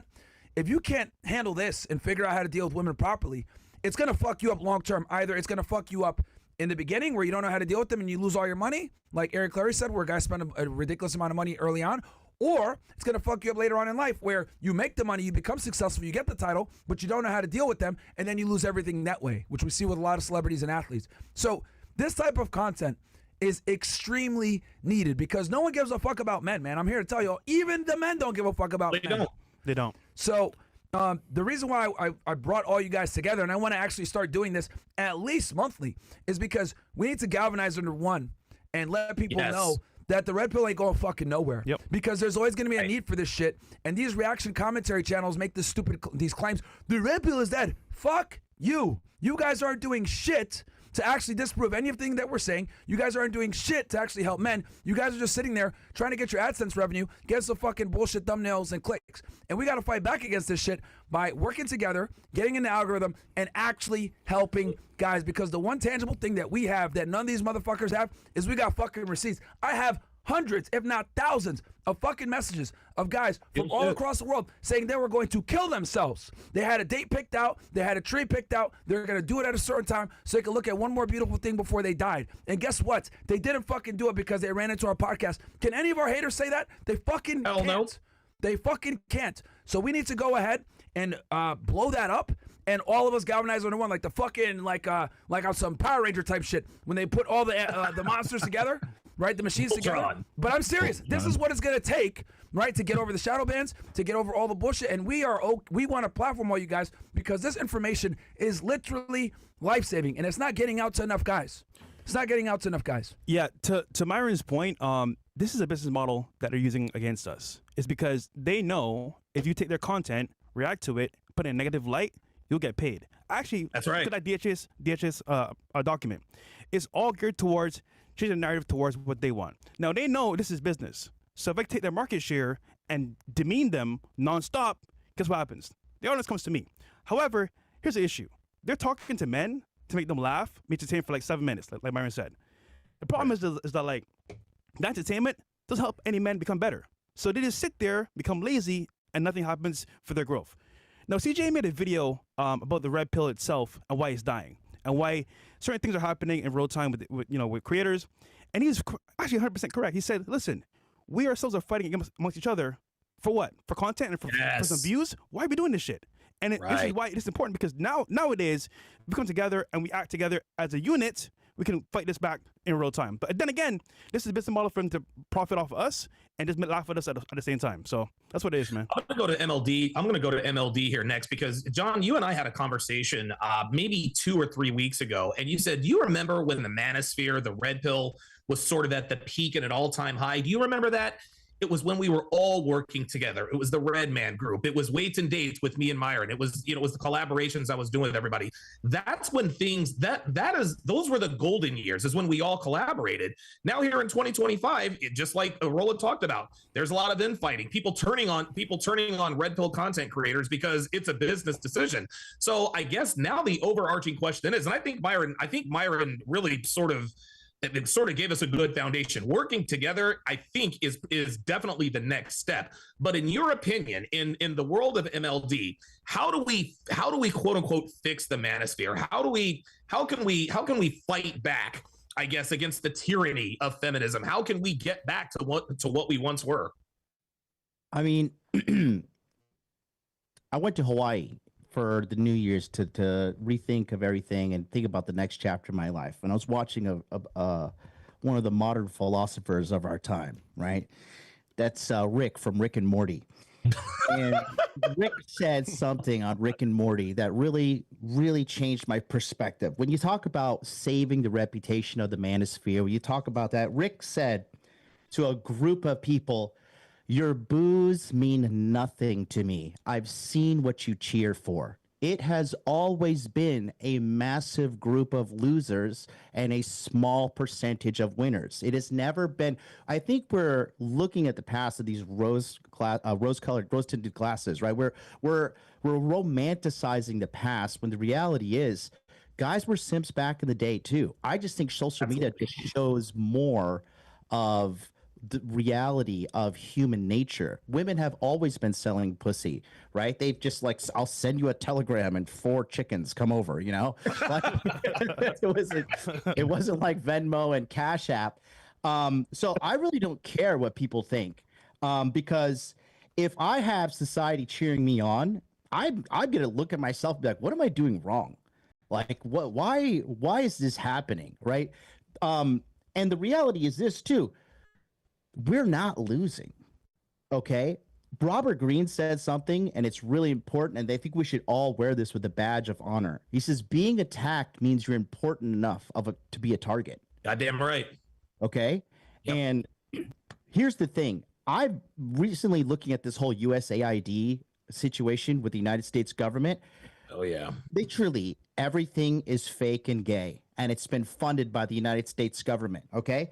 Anti-male rhetoric, funded by the United States government. The feminist movement, funded by the United States government. Gamergate, funded by the United States government. Oh, wow. You know, Rollo started this off in a fucking room in his house, just writing on his laptop and then buying a mic and a camera and helping revolutionize modern America with us, you know, doing, you know, Rule Zero and whatnot, moving forward from that point onwards. So I'm really not too worried about anything, because winners hate losers and losers hate winners. We're never going to change everybody. I love losers because, you know, the number one thing that gives a winner value, it's a fucking loser. So it's hard to be like us. That's why everybody's not a millionaire. It's hard to be jacked and shredded. That's why everybody's fat. It's hard to be getting a girl because, you know, the majority of these guys choose the easier route. Looking at this commentary channels that Myron was mentioning, looking at pornography, losing themselves in cheap dopamine. It is what it is, right? I choose to be optimistic for the future because it's my future. And that's the message I want to, I don't want to paint a dystopian future for the guy at home, because these people look up to us. And if I was, you guys have to remember, I came from abject poverty. Nobody on this panel was more poor than me. And I have generated $10 million for myself and my brand as a one-man army. Okay. So if I were to be pessimistic and negative, I feel like I would just break the spirits of the people who watch us. But it's no longer about me anymore. Now it's about we. And I've been saying this for a long time. And I'm Donovan, I'm glad you brought this to attention, because we need to work together. Because, you know, the problem with men is the male ego is undefeated. And that's why they have all this infighting and all this nonsense. But I am happy to say that we are being targeted because we are making an impact. And guess what? Once you red pill somebody, there's no going back. They do not red pill. So I will keep fighting. This is what gives my life meaning. I like to fight. I like to wake up. I am known for one thing and one thing only: the Masculine Empowerment Network, and working literally every single day since I started live streaming. Literally every single day I have helped and coached some guy with this problem. You know, so like people say, like, oh, you know, so-and-so's entering the space. This person's entries, they're taking away from us here. They're taking away from us here. We need as many soldiers and feet on the ground as possible. We are massively outnumbered, and we're still making a gigantic impact. We're all, I would say collectively, all of us are shadow banned. I think a lot of people on this channel are demonetized, right? They have been smearing us. They have been trying to do smear campaigns against us. But the winners of history, they were never on like the side of the masses. It was always the small fighting against the many, and it always will be the few and the many. So my message to the men at home is, what are you going to do with your life? Are you going to sit there? Are you going to roll over? Are you going to just quietly die into the night? Or will you stand up and will your legacy be you are a man who fought? You know, I know what I want. I know what I've decided to do. Like Rollo was saying, like there's going to be no pivot. There's not going to be like MLD gaming or MLD soap. This is it. It's not going to be something like that. I know what MLD crypto. No fishing tail for you. MLD crochet. Where I'm going. I'm gonna go to Sartain, then I'm gonna go Angryman, and then Rollo, and then I know we're running short on time because you guys have got girls showing up, and then we'll get everybody's final thoughts. So Sartain, you've been red pilled for longer than you've been online. In your opinion, what can we as a group, as a collective, what can we do to sort of reclaim not the glory of Rome, so to speak, but how can we get back to those golden years of 14 and 15 where it was blogging and YouTube videos? How can we get back to that point to where we're respected by more men, to be quite honest? Personally, I think the algorithm is fucking astrology at this point. I'm worried about each one of us specifically doing the best we can. Like what Myron says, the receipts. I have 3,300 clients that I can look back to that I've helped. Chris GQ Perry could probably not find one single person. Will Hitchens, nobody's saying Will Hitchens changed my life and made me better with women. Not a single person is going to look back at Justin Baldoni's Man Enough podcast and say, oh my God, I did this and it just got me so much vagina. No one, zero. So it's 3,000 to 0 and I'm just one creator. And so the thing is, I think the best thing we can do is just say we're a brotherhood and here's how the brotherhood works. Here's how it works. As long as you're interested in male self-improvement, then you're part of our brotherhood. That's it. Yeah. When you start criticizing, like again, there's things that like Lucario and some of the Mode 1 guys, I don't agree with stuff they say, but you're not going to see me make personal attacks against them. Lucario is my friend. I'm not going to do that just because I might disagree with some of those ideas. What these other guys need to do is they need to make it personal and then try to make fun of you. So let's go over a couple things that Myron said, because I'm very much about evidence. I'm very much about show me. If you guys want to take a second, look at the video that Rollo and I did specifically over the Department of Homeland Security, spending $61 million to try to divert people from what they thought to be toxic masculine or masculine or terroristic organizations. I forgot exactly what the term was, but 700,000 specifically was diverted, was given to a program called Divert Hate. In the diverting hate thing, and this is in their literature, they were running ads and trying to tell YouTube to divert traffic from our content to content like the Man Enough podcast. Again, this is not conjecture. I'm not some like crazy. This is not Alex Jones saying crazy shit. This is an absolute, indefatigable fact, and we show you the documents in the video that we gave. Your government was telling you that your government was telling you that traditional masculinity was harmful. That is not my opinion. Your government was taking our content and it was pushing it towards Justin Baldoni, the male feminist who ended up sexually harassing some girl, allegedly, whatever, it doesn't matter. The point is that when you see this content, this is not some conspiracy we're coming up with. This is a fact. We talk about it in general. Hey, YouTube doesn't like us. We're demonetized. I was demonetized for no reason. I'll tell you, and I just got remonetized. Let me tell you something right now. Here's the biggest difference. And I've even talked to content creators who are politically liberal. When Donald Trump came out and said, from this point forward, social media apps we're going to propose legislation where they have to tell you when you're suspended, why you're suspended, and allow you an appeal. They cannot take your account away without due process. If that is true, and I'm going to take him at his word, that is the greatest thing in the world for us. 100%. Because like I said before, the truth cannot be misogynistic. The truth cannot be bigoted. The truth cannot be racist. The truth is only the truth. If I show data that shows that women have lower marital satisfaction the more sexual partners they have, or if I show that data, that doesn't make me a misogynist because it's true. And you demonetizing me, all you're doing is demonetizing me because I'm not fitting your narrative. That if what's coming in the future is we're changing that, then that's what's terrific. But then you look at like content creators, like again, Chris GQ Perry, Will Hitchens, Justin Baldoni, the fact that these people have these massive followings when the advice they're giving is anti-truth. It's scandalous.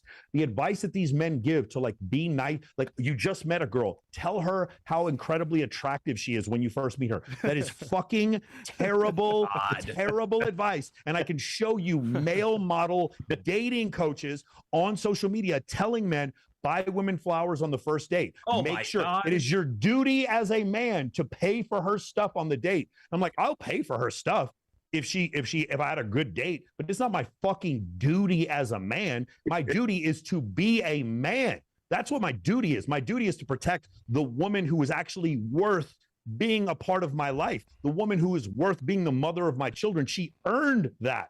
And so instead of what we're doing is we're teaching men, the big tech, the media, all these different places, they're teaching you be more vulnerable. The reason why women say be yourself is so they can pick out the fucking losers quicker. Don't listen to this shit. It's terrible, terrible advice. Again, I have 3,000 receipts. They have 0. That's it. So the thing is for us, what can we do to get back to the golden days? Not worried about the golden days. As long as we improve every day, and as long as those of us on this panel make it a priority to help the men that we can. Because I'll be honest with you, I'm with Aaron Clarey, dude. It's the Titanic running into an iceberg. What we are, though, is the captain of the lifeboats. Each one of us is the captain of the lifeboat. The Red Rational Mel is a lifeboat. Men of Action is a lifeboat. The Fresh and Fit is a lifeboat. We are the captains of these lifeboats. That's the best thing we can do. Now, here's the other thing. It's never been easier if you just become aware of what the what the world's doing to you when it comes to inflation, dating, intersexual dynamics, whatever. If you just become marginally aware and just show the fuck up every day, don't eat trash, just avoid obesity, scarcity, poverty, and ignorance. If you can just avoid those things, it's never been easier to get in the top 1%. Never. I'm 47 years old. I've never had this many women throw themselves at me. Never. And the reason why is because I choose to not listen to bullshit that I see when I watch the movie Hitch, where I'm supposed to obsess over one woman or whatever. And you know what I do watch? I watch Californication, which got canceled because that show was badass. That's what I watch. In the reality of the situation is the good information gets demonetized. The good information, they call names. Hopefully, because of this new administration, we're going to see a change. I've seen a change so far. Hopefully that will be enough. But for the rest of you, I'm not worried about a movement for all of men. I'm just I'm worried about a movement for the men that we're talking to right now, because you're the only one. You're just the Navy SEALs. I'm just here for you 300 Spartans. You're the only motherfuckers I care about. The rest of them, they can go off and keep believing this bullshit, whatever they want to, happy wife, happy life, whatever nonsense that they need to believe in order to be happy. They can continue to believe that. I don't hate them, but I know what the truth is. I have seen the truth, and I have too many testimonials for me to start believing anything else. I know what the truth is. I believe in Redpill as it is a derivative of evolutionary psychology. And in doing so, I have found nothing but good advice for men that has helped men, and I have the receipts to prove it. Wow, well said. Hey, I want to ask questions, Sartain. This is something I've thought about in the future, right? So I'm pretty sure you got your eyes on AI. And so eventually we are going to get to a point where there is an AI that will irrefutably tell the truth. Yes. I think that will be the irrefutable breaking point where people are like, listen, asshole, you're wrong. Yes. And there is irrefutable truth. Do you think that's going to happen? Because like I said, also we're heading into a post-scarcity because AI is going to get to the point where everybody's going to be supplied with everything. We're going to have everything we need. Probably they can't suppress the truth from AI for 2 months longer. My issue is not getting people who don't know the truth to know the truth because they don't want to hear it. You can tell, again, I've debated flat earthers. I'm aware. People you can show them all the evidence they want. There's some women when you explain to them, hey, you explain certain concepts to women, they don't want to hear it even when you show them data. So people who don't understand the truth, AI, nothing is going to convince them of their beliefs, no matter what their beliefs are. My whole thing is I should not fucking be demonetized for telling the truth. Right. I should not be ratioed for telling the truth ever. For any reason. And if I am, if YouTube wanted to come out and say, hey, just to let you know, we're all a bunch of woke liberals. We don't like the content that you're producing. And so because of that, we're going to ratio you. I would at least have some fucking respect for them, for at least being honest about what they're doing. TikTok is the worst. Guys, I'm telling you right now, I have so many female friends. They have these scandalous TikTok accounts. Every single one of them. Every attractive woman you know has lost their TikTok. I guarantee you. Find one homosexual content creator on TikTok that's lost their account. Find one. Find Crickets. One. Crickets. One that has lost their account. Find one trans content creator on TikTok that has lost their account. Find a single fucking one. I'm telling you right now, if you want to believe whatever you want to believe, whatever truth you need to believe is fine. But me as a content creator, as a coach, I need to have the right. I should have the right that if I tell the truth, I should not be demonetized and I should not be ratioed. That's what I'm asking for. But as far as like the AI thing, of course, the AI is going to get us closer and closer. I love Perplexity. I think it's one of the greatest inventions I've ever seen. Perplexity AI has changed my life. But at the same time, even when I show the evidence and data to support every single thing, I crush people in debates using Perplexity now. Even when I do so, it doesn't matter because it doesn't feel good to them. They're not my concern. John, I gotta, John, did you ever convince a woman of anything? Like, I mean, come on. We got AI. Hold on. Look, The idea that the Jessica. Los Angeles, the idea that the Los Angeles Fire Department was run by 2 lesbian women. Again, truth means nothing. Truth means nothing here. It doesn't. Women who could not have pulled me out of a fire are running the fire department, and then the whole city burns down because truth means nothing to those people. But when I tell the truth, I should not be punished. That's my point. Yeah, I agree with you. I think that they definitely will, though, get a large percentage of people in line because people in general are just followers, right? I definitely agree because people just don't want to. People don't want the truth. They want the truth that they want. You know. Yeah, they want to be lied to. Shit like, this is my truth. I think that's one of the trend. But everybody. Regards to TikTok, the America TikTok and the Chinese TikTok, Douyin, completely different. TikTok is a psyop thing designed to socially engineer mass amounts of gayness and feminist and liberal rhetoric in America. Yeah, mission accomplished. Yeah. They brought up. Before I go to Rollo to close this out, Angryman, I'm going to come to you. So you and I, we have a very unique experience in the manosphere. We both came up through, not came up through, but we both dabbled in the quote unquote black manosphere for a while. And the reason why there is no black manosphere anymore is because of nigga shit. The infighting, the backbiting, the jealousy, the ego, all of that. It's just straight up nigga shit, right? So that's what Rollo calls it. That's what he told me. Absolutely. With the hard R. I think I read that in Rational Mail. He does that on his burner account. The burner account that he came up with. Shout out to Don Ozzy. Shout out to Don Ozzy for lying to people in that video, saying that was Rollo's a burn account. You fucking shame on you, dude. Anyway, go ahead. Oh man, that's Rollo's Facebook, right? Nigga, what is it? Nigga shit. So how do we avoid the nigga shit from infiltrating? Because nigga shit's happening that's why the black manosphere is no longer around. And, people are talking about, the manosphere is done. Clearly it's not done. Otherwise we wouldn't be on this panel. But in your opinion, how do we fix the manosphere? How can we learn from the lessons of what I like to call niggatube as it relates to YouTube? Well, with the black manosphere, and I caught a lot of backlash when I said it was dead back in 2019. Because it was. Yeah. But my thing is you can't fix stupid. Like stupid is stupid, right? And with that whole group, it was always about who's king of the hill. Who's going to be the big guy sitting on the throne. And with me, I was always on some, we need a coalition.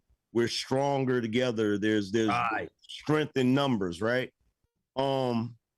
As far as fixing the overall manosphere, I don't think it needs to be fixed per se in the way that you're talking, because in my opinion, now, of course, you do have to weed out a lot of the BS. You do have to have a little more unity, but it's like Thanos said in the movie Endgame, like the work is done, and it always will be, because once you start to affect the language, you affect the culture.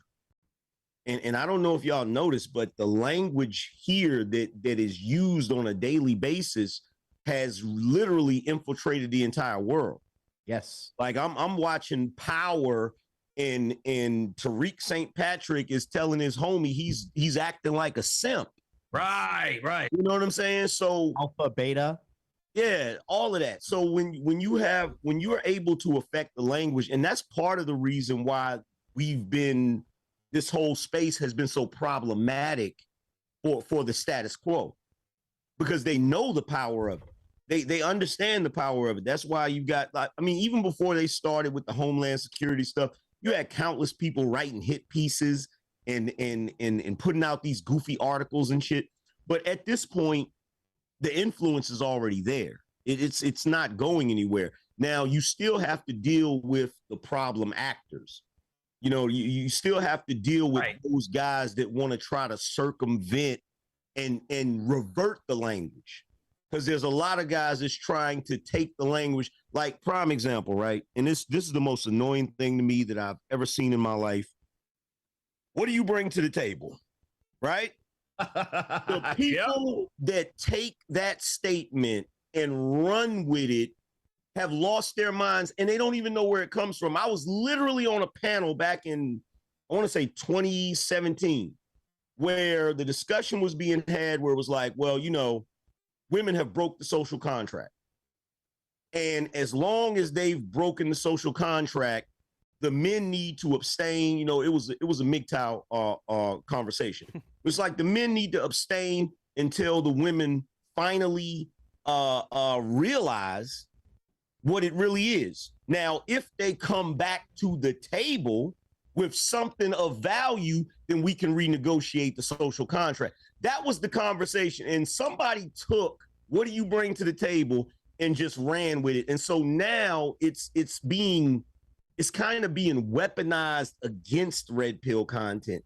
And that's the annoying thing, is when somebody takes something from red pill and they try to twist it into something goofy because they don't know the origin of it, or they don't know how to explain it. And they just put it out there, and then some leftard is able to take it the way they presented it and then flip it. And it's like you said, like a gotcha moment.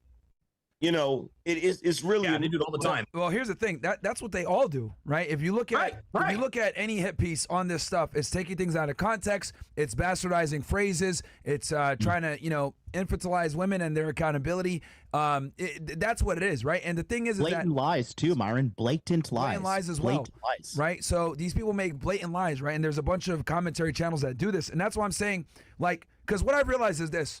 I don't know if you guys have noticed, the commentary channels have band up together. When one person drops the hit piece, they all drop a hit piece in fucking tandem. It's like a domino effect. One person does, Anus and Reach drop a video, then the next couple of idiots do all follow the same shit. That's what I'm saying. Like, look, we've all grown, right? You go back, what, 4 or 5 years? Having a Redpill channel that was over 100,000 was unheard of. I'm looking at this panel right now. Everyone here has grown significantly. We got one over 1 million. We got several well over 100,000 closing in on 1 million. Obviously, with our increased reach on the different platforms, etc., that's going to come more scrutiny to the level where the fucking U.S. government is now involved. So what I'm saying is this. I think something that we did early on that works really well is guys need to put their fucking egos aside, and we need to start doing this shit at least once a month or twice a month, where we do panels like this, bring everyone together, combine all the audiences, and really work together and deal with what's going on in modern dating, what's going on with politics, what's going on with masculinity in general, because things have changed drastically just over the past couple of years, right? Things have changed drastically. They have a lot. And then real quick with what Mike said with Donald Trump coming in, Donald Trump signed an executive order on day one saying, look, the government is not going to be able to collude with social media companies to censor American citizens. They require a warrant now. Yes, exactly right. They have to go to a judge. That's correct. Yes. Yes. So this executive order bans them from doing that. But I find it absolutely incredible that the President of the United States had to sign a fucking executive order, a whole new administration had to come in to deal with the censorship bullshit. And then you got idiots on YouTube saying, oh, YouTube, the red pill's dead, blah, blah. No, it's not that the red pill is dead. It's that it's being suppressed significantly by platforms like YouTube, by platforms like Meta. Like, we got nuked off of Meta back in March. All of our accounts gone. No explanation, right? We got demonetized on YouTube. A couple of guys here got demonetized on YouTube, or you guys have been shadow banned, etc. Like, my thing is this. I think if we launch a forged front, right? Because we're already big. We're all big already. That's why these commentary channels talk about us. I think we just need to stand in unity, though, and let guys know, like, look, we got a panel of guys Everyone has different specialties, whether it's economic, dating, culture, masculinity, holding frame, long-term relationships, etc., academia, when we look at studies, etc. Like, we are impenetrable together because every base is covered. All these liberal lefty losers that attacked RP, they always attack it from little side points, not knowing the facts or not knowing how well educated or how refined a lot of this stuff really is. So I think if we come together, right, we need to do this at least. And I'm willing to host it, or we can move it to channel, however you guys did it with Rule Zero or Red Man Group, whatever it may be.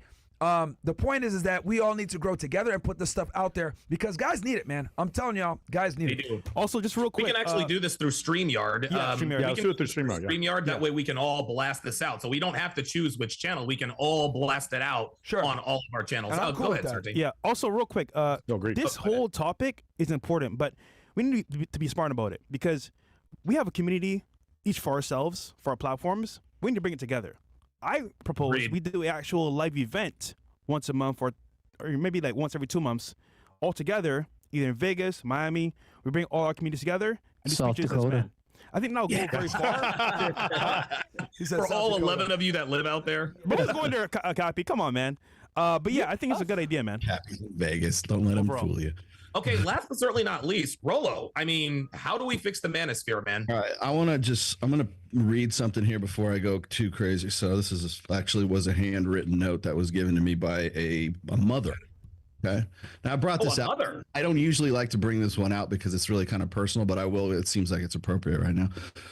I got this probably about 4 years ago, I think.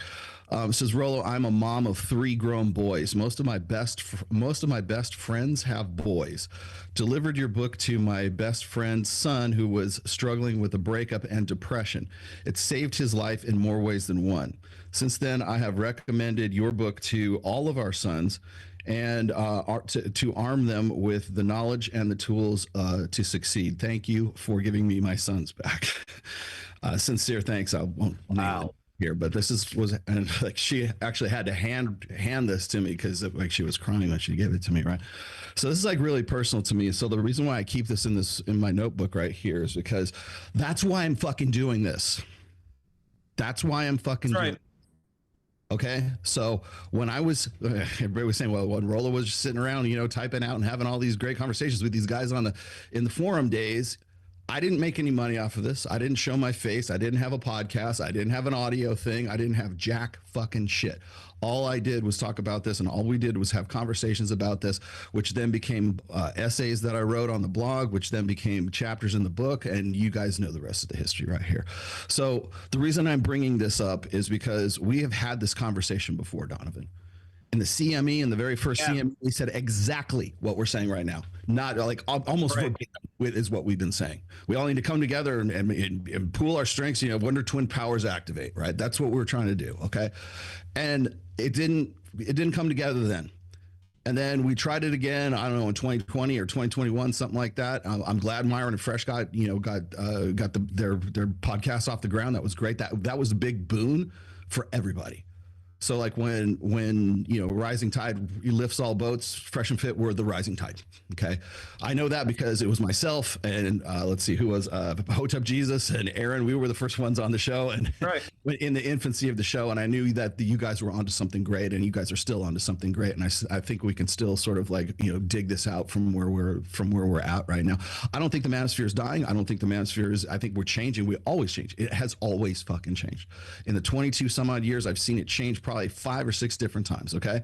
But you know what hasn't changed? My reason for fucking doing this. I'm an ideas guy. I'm the guy that sits down here and I hash stuff out. I mean, Mike found me because I have a background in evolutionary psychology, so that was good.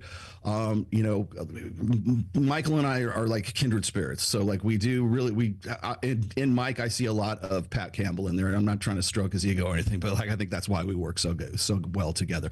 That's why Myron and Fresh work really well together, because they're kindred spirits. So they know they can finish each other's fucking sentences. Okay, so I think what we really need to do is if we're going to do this, I'm all for it. If you guys want to do a monthly meetup or however it works out, I just to sort of check in and make sure everybody's got I'm all in place.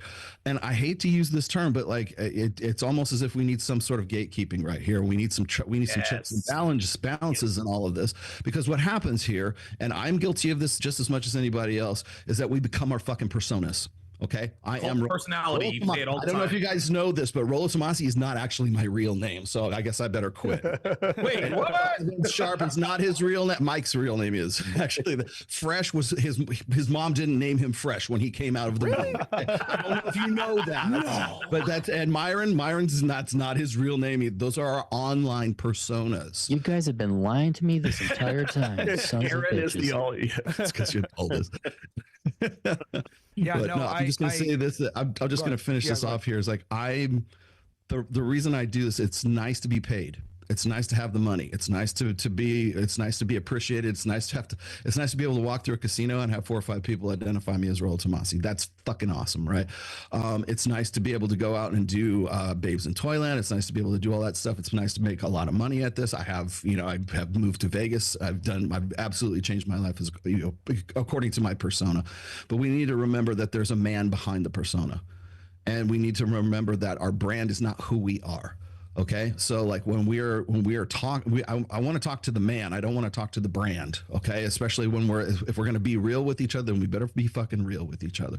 So, for all the times that we've been talking about how we need to sort of unite the tribes and everything like that, I 100% agree with that. I'm just waiting for it to happen.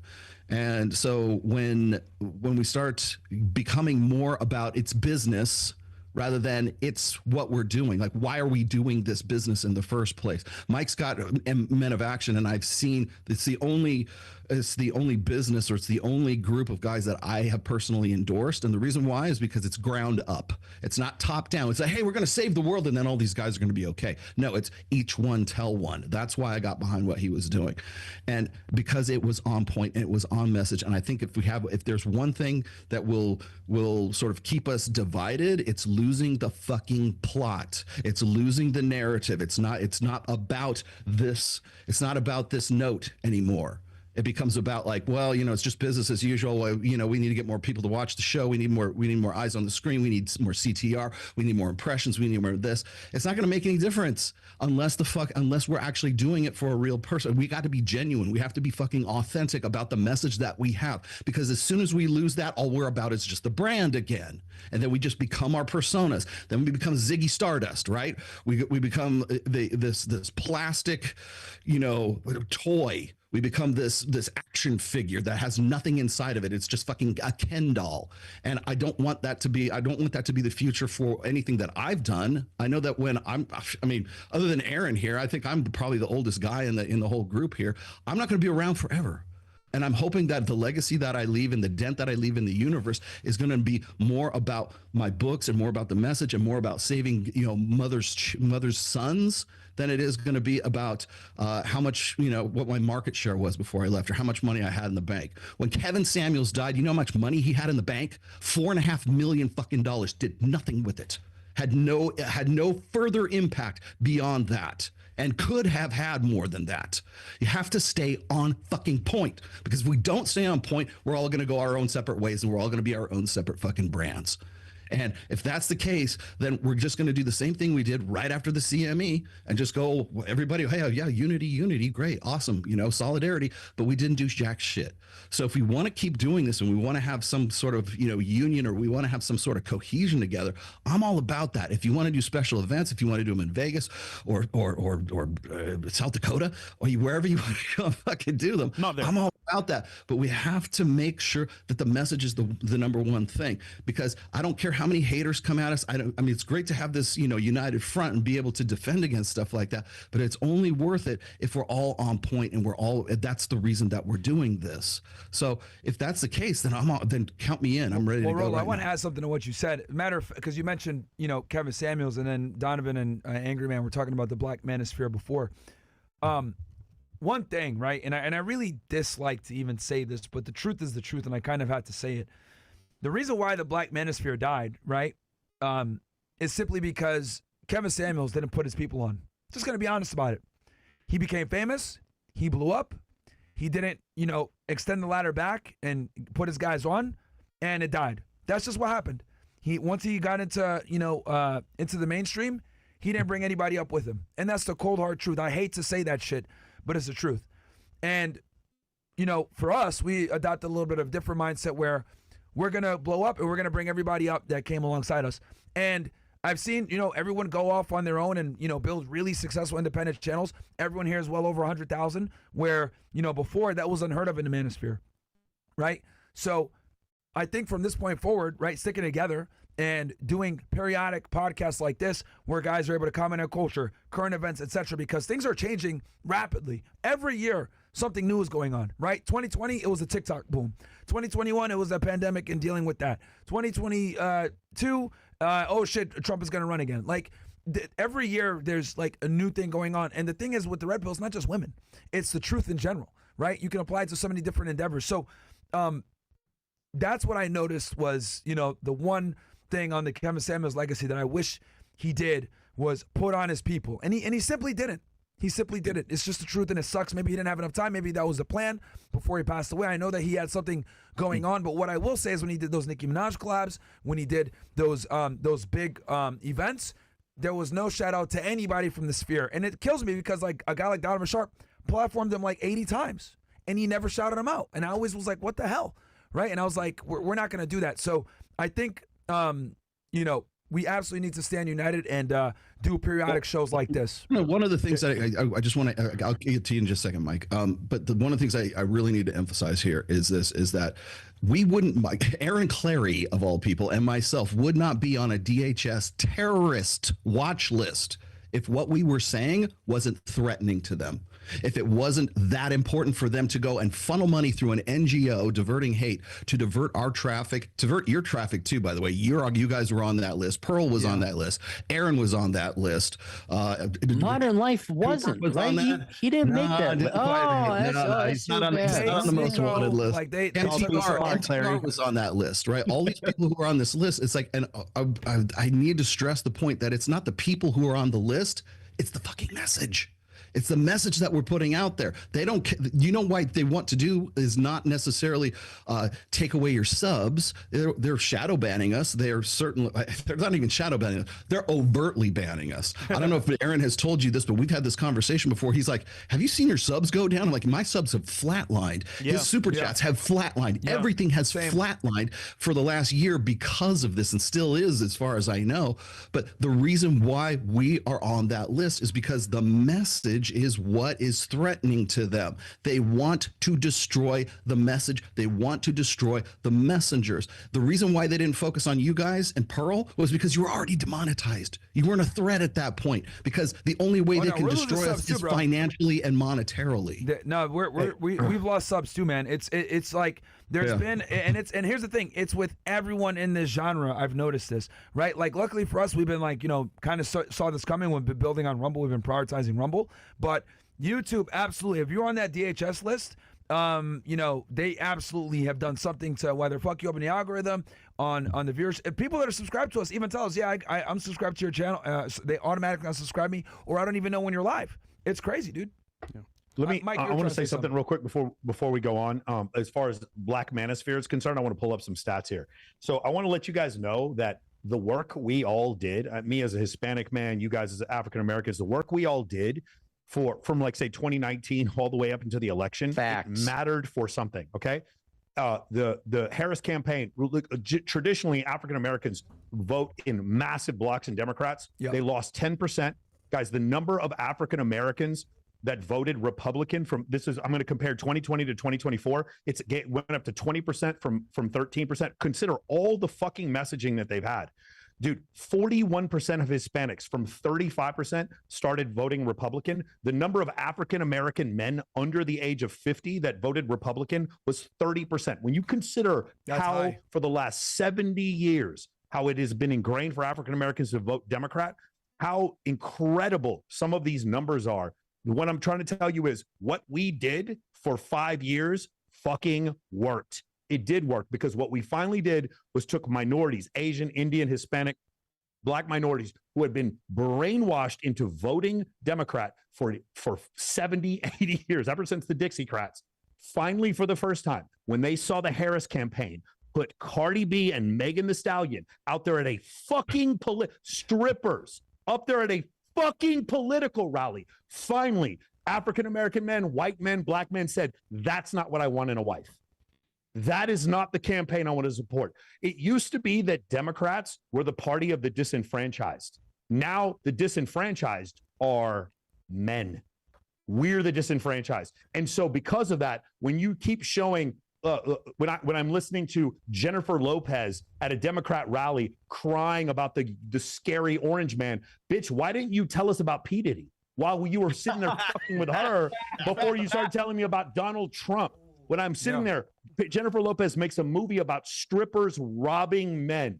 I'm sitting there watching Cardi B, Megan Thee Stallion, Cardi B talking about robbing men when she was a stripper, and you put her up. You put her up at your Democrat rally. That's what you want. Finally, men woke up, and it didn't matter what color they were. They wanted a good woman. And there were two political parties, and one of them was like, how about traditional conservatism, masculinity, and Christianity, or whatever religion you believe in, Islam, whatever. How about we support this idea versus the other one where it's basically like, let's just promote super high body counts and like unlimited abortion. And so we got to that point, and finally, I just want to say, the work we did, it worked. I don't care what anyone says. Black men under 50, twice as many of them voting Republican. You don't think all the YouTube stuff we did had something to do with that? You're out of your mind. That's why it happened. And so that was a huge, and I made the prediction before the election that massive numbers of African-American and Hispanic men were going to switch their vote from Democrat to Republican. And that's what happened. And that's why the president won by 6-7 million votes. Yeah. And that's what goes back to what I said, your boos mean nothing to me. I've seen what you cheer for. You cheer for Lizzo. You cheer for Cardi B. You cheer for Megan Thee Stallion. And it's going back to, I think what Rollo said was right. We definitely need a gatekeeping situation with the manosphere, because the manosphere and all these content creators has kind of become like cryptocurrency. And all of these new channels are like useless little meme coins that are diverting away and making people hate the manosphere in general, because they just have this very, very, very bad overall messaging that they're just trying to make money from it. That's the only thing they're trying to do. And I have a name I'd like to propose. I think Angryman and Aaron would understand. Actually, all these guys would probably understand it. But we need to call it the National Organization of Men Against Amazonian Masterhood. No ma'am from the Married with Children. We need to bring no ma'am. That's funny. Aaron remembers. Is everything okay? Donovan's his laptop died. So let me throw one overarching point in here that I think is very important. I don't think you have to worry about the red pill going away, and the reason why is that as long as there's a male sex drive and they're lying about the sexes, there will always be a call for the red pill. It's not going away. They've tried it. That's why they're afraid of the message that we're sending out there.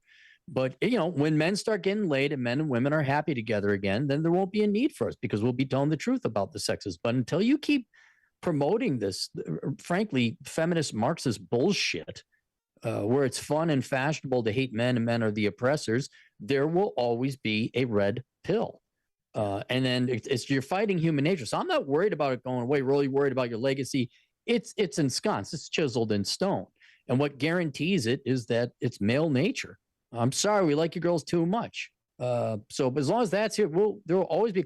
And I wish for the day we wouldn't need it. After they won World War II, the soldiers weren't like, well, let's stick around. They couldn't wait to go back home. I kind of like to get back to being an economist or some kind of something else. But until that point in time, and I hope any government people or normies out there are listening, keep lying.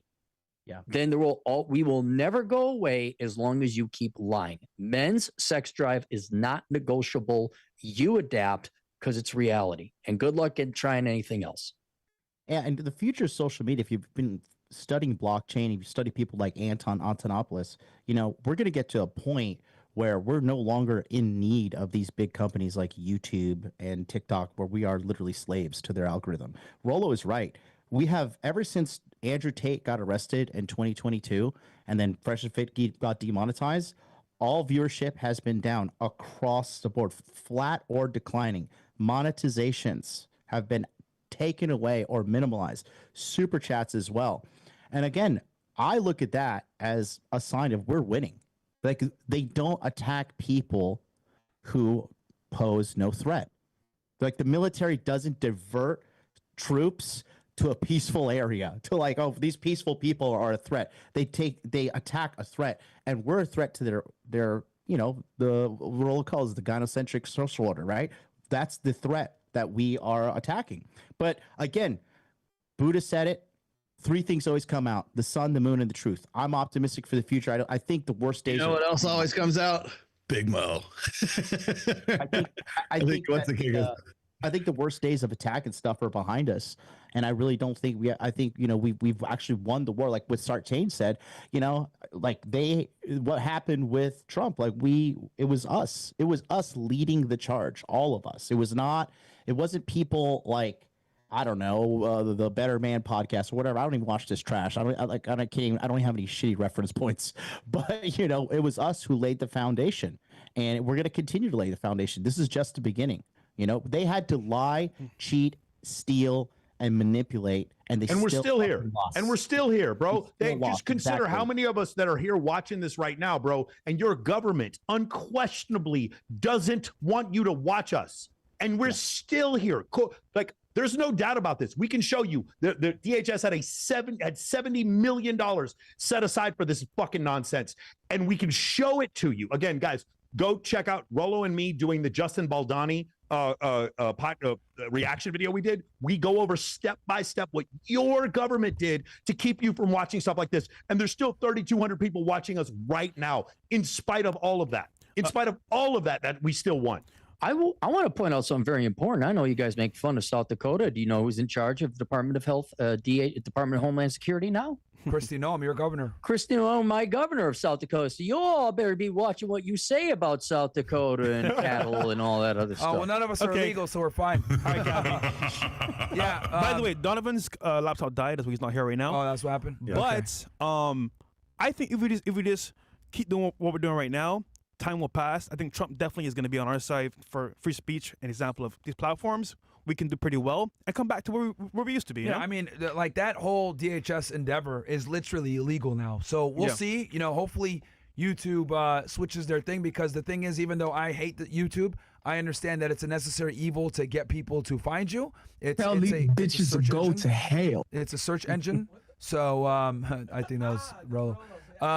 So the thing is that you gotta find the people via TikTok, Instagram, YouTube, these bot apps, and then obviously bring them to somewhere where you can talk openly, whether it's a paywall, Rumble, Patreon, whatever it may be. But the point is that I think it's very important that we need to reach more guys, because over the past couple of years under the Biden administration, there's no doubt about it, they've stifled all of us. Yes. And in 2025, I've said it before and I'll say it again, we're gonna fucking take over. I'm going live every single day on my channel doing political commentary. I want to go ahead and bring you guys as I rise up with me. And we're going to bring everybody up together in this space, because guys need this shit, whether it's the money through someone like Aaron Clarey, who could teach guys how to be more economical. It could be Rollo Tomasi referencing the academia alongside Sartain. It could be Angryman, who's able to touch the urban community and let them know that you got to stop being dumbass niggas. It could be John, who understands the sexual marketplace on a world level. Donovan Sharp, who's a great a speaker. Some other guys in the Redpill that we want to bring in as well, where we have these discussions.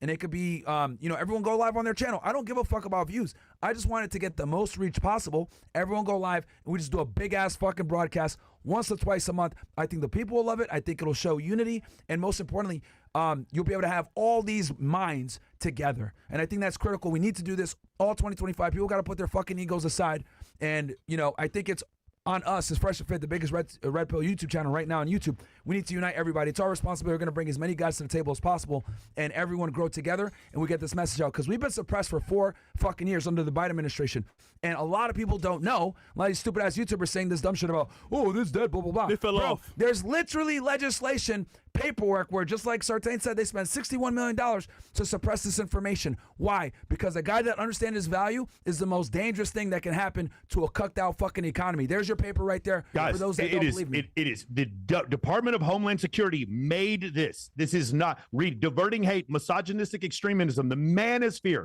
This is a document by the federal government saying the word manosphere. This is not me. I'm not sitting there crying wolf. Watch the video where Rollo and I take this apart piece by piece. There was a congressional they were diverting meeting on this our too, fucking Mike. traffic. Mike, they had a whole congressional meeting on this shit as well, saying how it's dangerous. And again, The reason why it's dangerous, guys, because a man that has value and understands his value is very dangerous, okay? Women aren't going to be able to manipulate him. He's not going to be a simp spending a bunch of money on stupid industries that don't benefit him. V-Day. Like Valentine's Day, which is why we want to have this podcast on Valentine's Day. A guy that is aware of his value is extremely dangerous. So that's why they do this bullshit. That's why you have these idiots. That's why they go ahead and push idiots like Anus and Reach, Moist Critical, Philion, all these different channels that talk shit about the manosphere, all these different liberal, left-leaning channels that talk shit about masculinity, becoming a better man, self-improvement. They push those channels because they want to keep you poor. They want to keep you fat. They want to keep you stupid. They want to keep you sitting there wasting time on YouTube getting mindless fucking entertainment. They want to keep you watching sports. They don't want you to self-improve, because if you self-improve, you're going to realize that you're living in a fucking dumbass matrix. You're fat, poor, lazy. That's why women don't want you. And if you wake up and you actually do what you need to fucking do, guess what? They can't make money off of you. Yeah. That's why they don't want you guys knowing this fucking information is dangerous. Also, they were mad that Myron left the actual, government as well. They might be mad about that too. Like, let's get this nigga right now. Yeah, maybe they. Yeah. But guys, we got to do after hours with the girls right now. Let's do the outros as well as the chats, and then we'll head out of here. Yeah, we're gonna be able to find you guys, and I'm gonna coordinate with you guys behind the scenes that we're gonna start doing this. I'm telling you, I'm committing to this at least once or twice a month. We need to do this shit. Oh, one more thing, community as well. Speaking of community, we got an event this Saturday actually in Miami for guys that want to network, learn how to be a better man, how to make money. And all of you guys are invited if you want to come, by the way, to this mastermind. All you guys, we're gonna do a promo your stuff introduction with a meet and greet from 11 to 1 in Miami here in Brickell. Then we're gonna do as well a 2 to 8 p.m. Speech and engagement, and then from there, from 9 to around like 12, we're gonna do an after party, yachts, drinks, girls, all that in between, guys. Tap into that. Links are gonna be in your login for Castle Club Premium and as well locals. Cool. But yeah, I guess Cappy, you can lead off for your outro, and then Sartain, MLD, Angryman, and then Rollo. Okay, just my outro. You could find me, I guess, at assholeconsulting.com. Latest book that might be of interest, especially to Mike, a mathematician, would be A World Without Men, an analysis of an all-female economy. But more importantly to what we're talking about here, subscribe to all of our channels. If you guys could put our YouTube channels in there. You can't see it, Aaron, but we have everyone's channels at the corner of their picture. If your audience got 3,000 people tuning in, I just, and not because I want more subscribers, of course I want more subscribers, but I just want to see what the hell's going on with YouTube right now. Yeah. If you could subscribe to that and everyone else here, that would, I'm just curious if I'm going to be hardlined at 127. And if it doesn't go above 127, then we know for a fact something's going on. But otherwise, yeah, that's basically it. You could find me at my channel and find out a ton of the stuff I have written. Oh, and I officially have published my book. That means I have written more books than I have read. So I now have written more books than I have read. And I'll tell you guys about that later. Awesome. Good stuff, Aaron. Michael. Yeah, guys, if you've ever been in discussions like the ones we're having now with people who don't think the same way you do, and you have trouble, like a lot of times, you know what you're saying is true, but you don't know how to back it up statistically or with data, come check out my channel. Go to Michael Sartain on YouTube.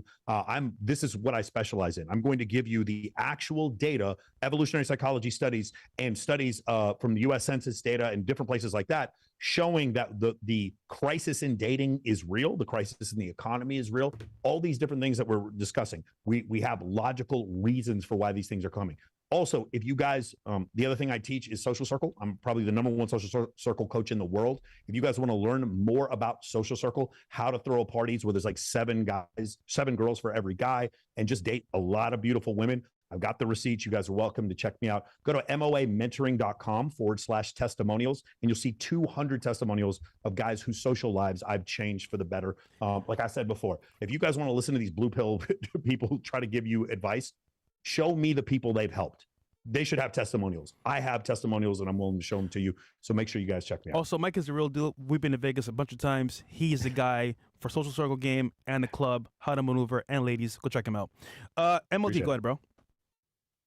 Just check me out on YouTube, Modern Life Dating. I just want to say I commend everybody for watching us here. I know it's a Friday night and you could be doing a lot of things, but thank you all for watching me. I'm about to go live right now on my channel for free consultation Friday. I've been doing that consistently since 2019. So if you want to get free help from me right now, I'm about to go live.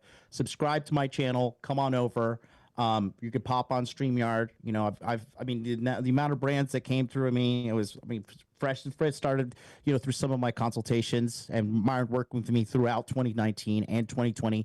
The Legal Mindset. I mean, both of Justin Waller's top interns, graduates from the Masculine Empowerment Network. I mean, the list goes on and on and on. So if you're a guy who's like me, you came from nothing, you were just an average guy, and you want to have a dating life, you want to have an above average dating life, you want to have your finances in order, you want to have a plan, and you don't want to just be drowned in this sea of hopelessness that everybody likes to paint just for clicks and views, come on over. I got you. I'll sort you out. John, can you put your link in the chat? Put your link in the chat so guys can go over to that stream right after this one. If you could throw your link in the chat, please. Yeah. So, yeah, guys, I'll put my after YouTube the stream channel. ends, go to Modern Life Dating right now. Go check him out. He was instrumental in us starting Fresh and Fit. There would be no Fresh and Fit without John, so go support him. We're not going to be live for another 40 minutes or so, so please go watch John on Modern Life Dating. Get some fucking help. Some of you niggas need it anyway. Also, he knows how to make a lot of money, too. Yeah, so go check out John. He's going to drop the link in the chat. We'll pin it for you guys. Go watch him when he goes live here after the stream, please. And Angryman, I don't know you too well, but you got a lot to say, man. A lot of knowledge, a lot of wisdom. So let's hear your outro, bro. Yeah, man. So you guys can check me out on YouTube, pretty much any social media. If you just look up the Angryman, usually I'll come up. Also over on my channel, we occasionally talk about masculinity, things that actually help men out as far as navigating the modern world. We've been doing a lot of conservative political talk lately, because I feel like that's something that, is sorely needed. We need more conservative dudes and less liberal dudes. In addition to that, you guys can check out my book. I actually have a book, The Angryman Standard, which is basically for guys that want long-term relationships, but they want a more traditional relationship that basically teaches them how to vet the women they want to deal with, make sure that the women that they want to deal with are on their program before they get into anything serious. That book is available on Amazon. All you have to do is type The Angryman Standard in the Amazon search bar and it'll come up. But other than that, man, y'all can check me out on YouTube. Also, guys, go check out Angryman. He has a channel on Rumble as well. Me and him had a very in-depth conversation a couple of nights ago where we went into politics, JFK. We talked about the black community and feminism, Kendrick Lamar, Super Bowl, why it flopped. We went into a bunch of different political and cultural topics. Please go check it out. It was a great discussion me and Angryman had. It's on his Rumble channel. I'll also post it on my stuff as well so that you guys can find him. But guys, go please check out that interview. It was a great discussion with Angryman. And Rollo, last but not least. Well, you can find me on The Rational Male. You guys already know that. I do one show a week. It's let me stop lying. It's about a 3 or 4 hour show. 7 hour show. Yeah. I do it at 1 p.m. Pacific, 4 p.m. Eastern every Sunday. I also do this great show called Access Vegas with Mr. Michael Carr. February 27th. Yes, February 27th will be our next one. We do it every other Thursday. We do a panel show, not unlike the girls show you're about to watch. So we do that. I also have a program called Reignite, and Reignite is it's specifically targeted on guys rebuilding their lives after being zeroed out. So it's more Mike has described this as Mike runs offense and I run defense. I'm the defensive coordinator and he's the offensive coordinator when it comes to our sort of our partnership and our teamwork. So I am here to sort of help you unfuck your life and to keep the gun out of your mouth and the noose off your neck after a nasty divorce, or if you're just trying to simply figure out what it is that you want to do with yourself, just go check out Reignite Alpha. I just put that there in the chat. That is my sort of new program that I'm doing. It's a new community, but we go and do events and stuff. We go to Babes in Toyland. We've got some stuff coming up in Miami in May. So check that out and you'll see what my new program stuff is. I'm working on a new book, but if you want to get on any of my other books, all 5 of them are available on Amazon. And if you'd like to talk to me privately or just DM me, I'm available on Twitter and I'm available on Instagram. So there you go. This we're going to do. Can you drop his Amazon link real quick in the chat, all of his books? Because I do think people need to go and read that. Obviously, everyone go check out MLD is going to go live right now. And Rollo, I didn't know that you had this program, man. We should have you on and talk about how guys need to, because I think that'd be a fantastic episode. It'll be one of the Red Pill staple videos. I saw a need for it because there's so much going on as far as like, male suicide is at an all-time high, and especially after like a nasty divorce. That's really was the germ of the idea, but then everybody else wanted to get in on it too and saying, I need help. Help me get my life back together. Help me come back fight back from zero and being zero. You guys said you got access to Vegas on the 27th? Yeah, 27th of February. All right, maybe we'll go out there and we'll do something with you guys. Then we'll do an episode with you talking about that thing. Because we are always welcome to Red One. Yep. Okay. All right, we'll work some out because I like that because we've never done an episode on how a guy can rebuild after a divorce. We haven't done that yet. Yeah, So only I how think to avoid it. Only how to avoid it, but we've never talked about how to actually rebuild after. So I think that'll be fantastic. Guys, please go follow everyone on this panel. Go get Aaron Clarey's books. A World Without Men is actually really good, Aaron. I actually bought it the other day and I listened to it. It was fantastic. Cool, thanks, man. Go check out Sartain. Go check out Angryman. We did a fantastic interview. Go check his Rumble out and his YouTube, and then go follow John on his stream that he's going to do right now. And real quick, we got some chats over there from the very beginning. We'll read them at the top of the next show. Guys, we're going to read them at the top of the next show, guys, because we gotta get going here. Chris is getting this shit going, and these guys got to go. So, all right. Yeah, well, do we have them saved or no? Can we save them? We don't have them saved? Yeah. Or we could let these guys go, then we read it. That way they're not stuck on the stream. Let them go. Okay, then All right, guys, we'll see you guys next month. We'll catch you guys. Thanks for having us, guys. All right, later. All right, take care. We'll do that. Yeah, that way, because I didn't want to keep them here while we read them. You know what I mean? Yeah. All right, later, John. We're going to get off here in a second after we read these. Cool. Okay. First one, boss. Yeah, we'll read them real quick. Albo Ace, $100. Don DeMarco. Shout out to you, Malbo. Effing Big W RP Avengers. We definitely need more of these shows, especially if they would be live. I would definitely pull up. I keep leading from the front, gentlemen. All of your guys' work is very important for all of us. Let's do the damn thing. All right? Cool. Demetrius Raps. Yo, Myron, I don't know if you've seen, but you made the Drake's album go to the song Glorious and go to 53 seconds. Can you react to it? It's live. It's a 4-second bit. So I don't think that's copyright worthy. Also, every big YouTuber reaction is on the page, and it's your voice. I'm 99% sure that's you, even the laugh, WFNF. I don't think so. I think that's the guy that interviewed Ice Spice, if I'm correct. But it's funny because he's almost kind of like Myron. But it's funny, though. Knowing Drake, what's the name of the song? Yeah, knowing Drake, he ain't doing that shit. JJ Inc. Respect to the OGs who built the foundation so FNF can thrive. Salute from the UK Brotherhood. Shout out to you. Your boy Lem. Speaking of girls, everything just saw this video on YouTube today, and I can't believe what I saw. A girl fighting a guy in Muay Thai fight. It was crazy. So here's a link. Okay. Brett Wasika. We have to Aikido the Algo. That is true. Shiva Yar1 says, don't you think that blaming this on the simps, when really it's all these laws that are wildly pro-women and anti-men are causing all these problems? Bro, here's the thing, bro. It's a multifaceted, complex issue with both. Many different things going on. Whether it's the shadow banning of us while simultaneously promoting hater channels, dude, it's all that. If they were not rewarded with the money, they wouldn't do it. Yeah, it's for the money. Yeah, and they're getting pushed in the algo. Yeah, so notice how all these dudes get crazy views from shitting on Fresh and Fit. It's money driven. It's business. Yeah, they're making money, so that's why they do it. Yeah. Last one here. Is it Bills? Cool. Shiva, again. I'm 29 years old. I make $150K a month.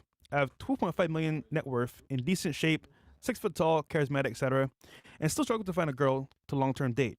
No hookups. Any advice for me? That's the problem. You have to go through the hookup phase, my friend. This is just what it is. Especially someone like you making that kind of money a month. Girls are gonna, chew you up and spit you out, man. If you're trying to find a girl long-term and you have that kind of success, what's going to happen is girls are going to fucking be chameleons up front.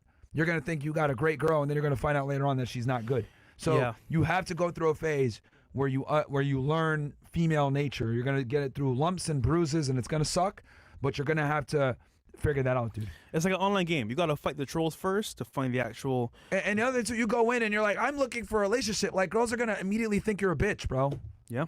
You can't go... you have to go make it go in where, you're the wild horse that she needs to tame. You know what I mean? Like, you're the guy that's the player, and she's fighting to get you to settle down, not the other way around, bro. You've already lost if you're going with that mindset, because then they're just gonna pretend and behave as if they're a good girl, and then your dumb ass ain't gonna know the difference. Well, experience, you're cooked. Akichi Goro gave us 5 gifted subs on Rumble. Shout out to you, brother. Akichi Goro, shout out to you. All right, I think that's pretty much it, right? Okay, cool. Cool. No, that was quick. Yeah, guys, I didn't want to hold them because John has a show. A lot of these guys really we were interrupting their schedule. So, by the way, tomorrow we're gonna announce a way you can win a free Cybertruck from the coffee that we all love from Rumble. Okay. Shout out to them as well. 775 Coffee. It's gonna be here tomorrow for us, and we can give it somebody pretty soon in the audience. So buy the coffee, guys. Support us.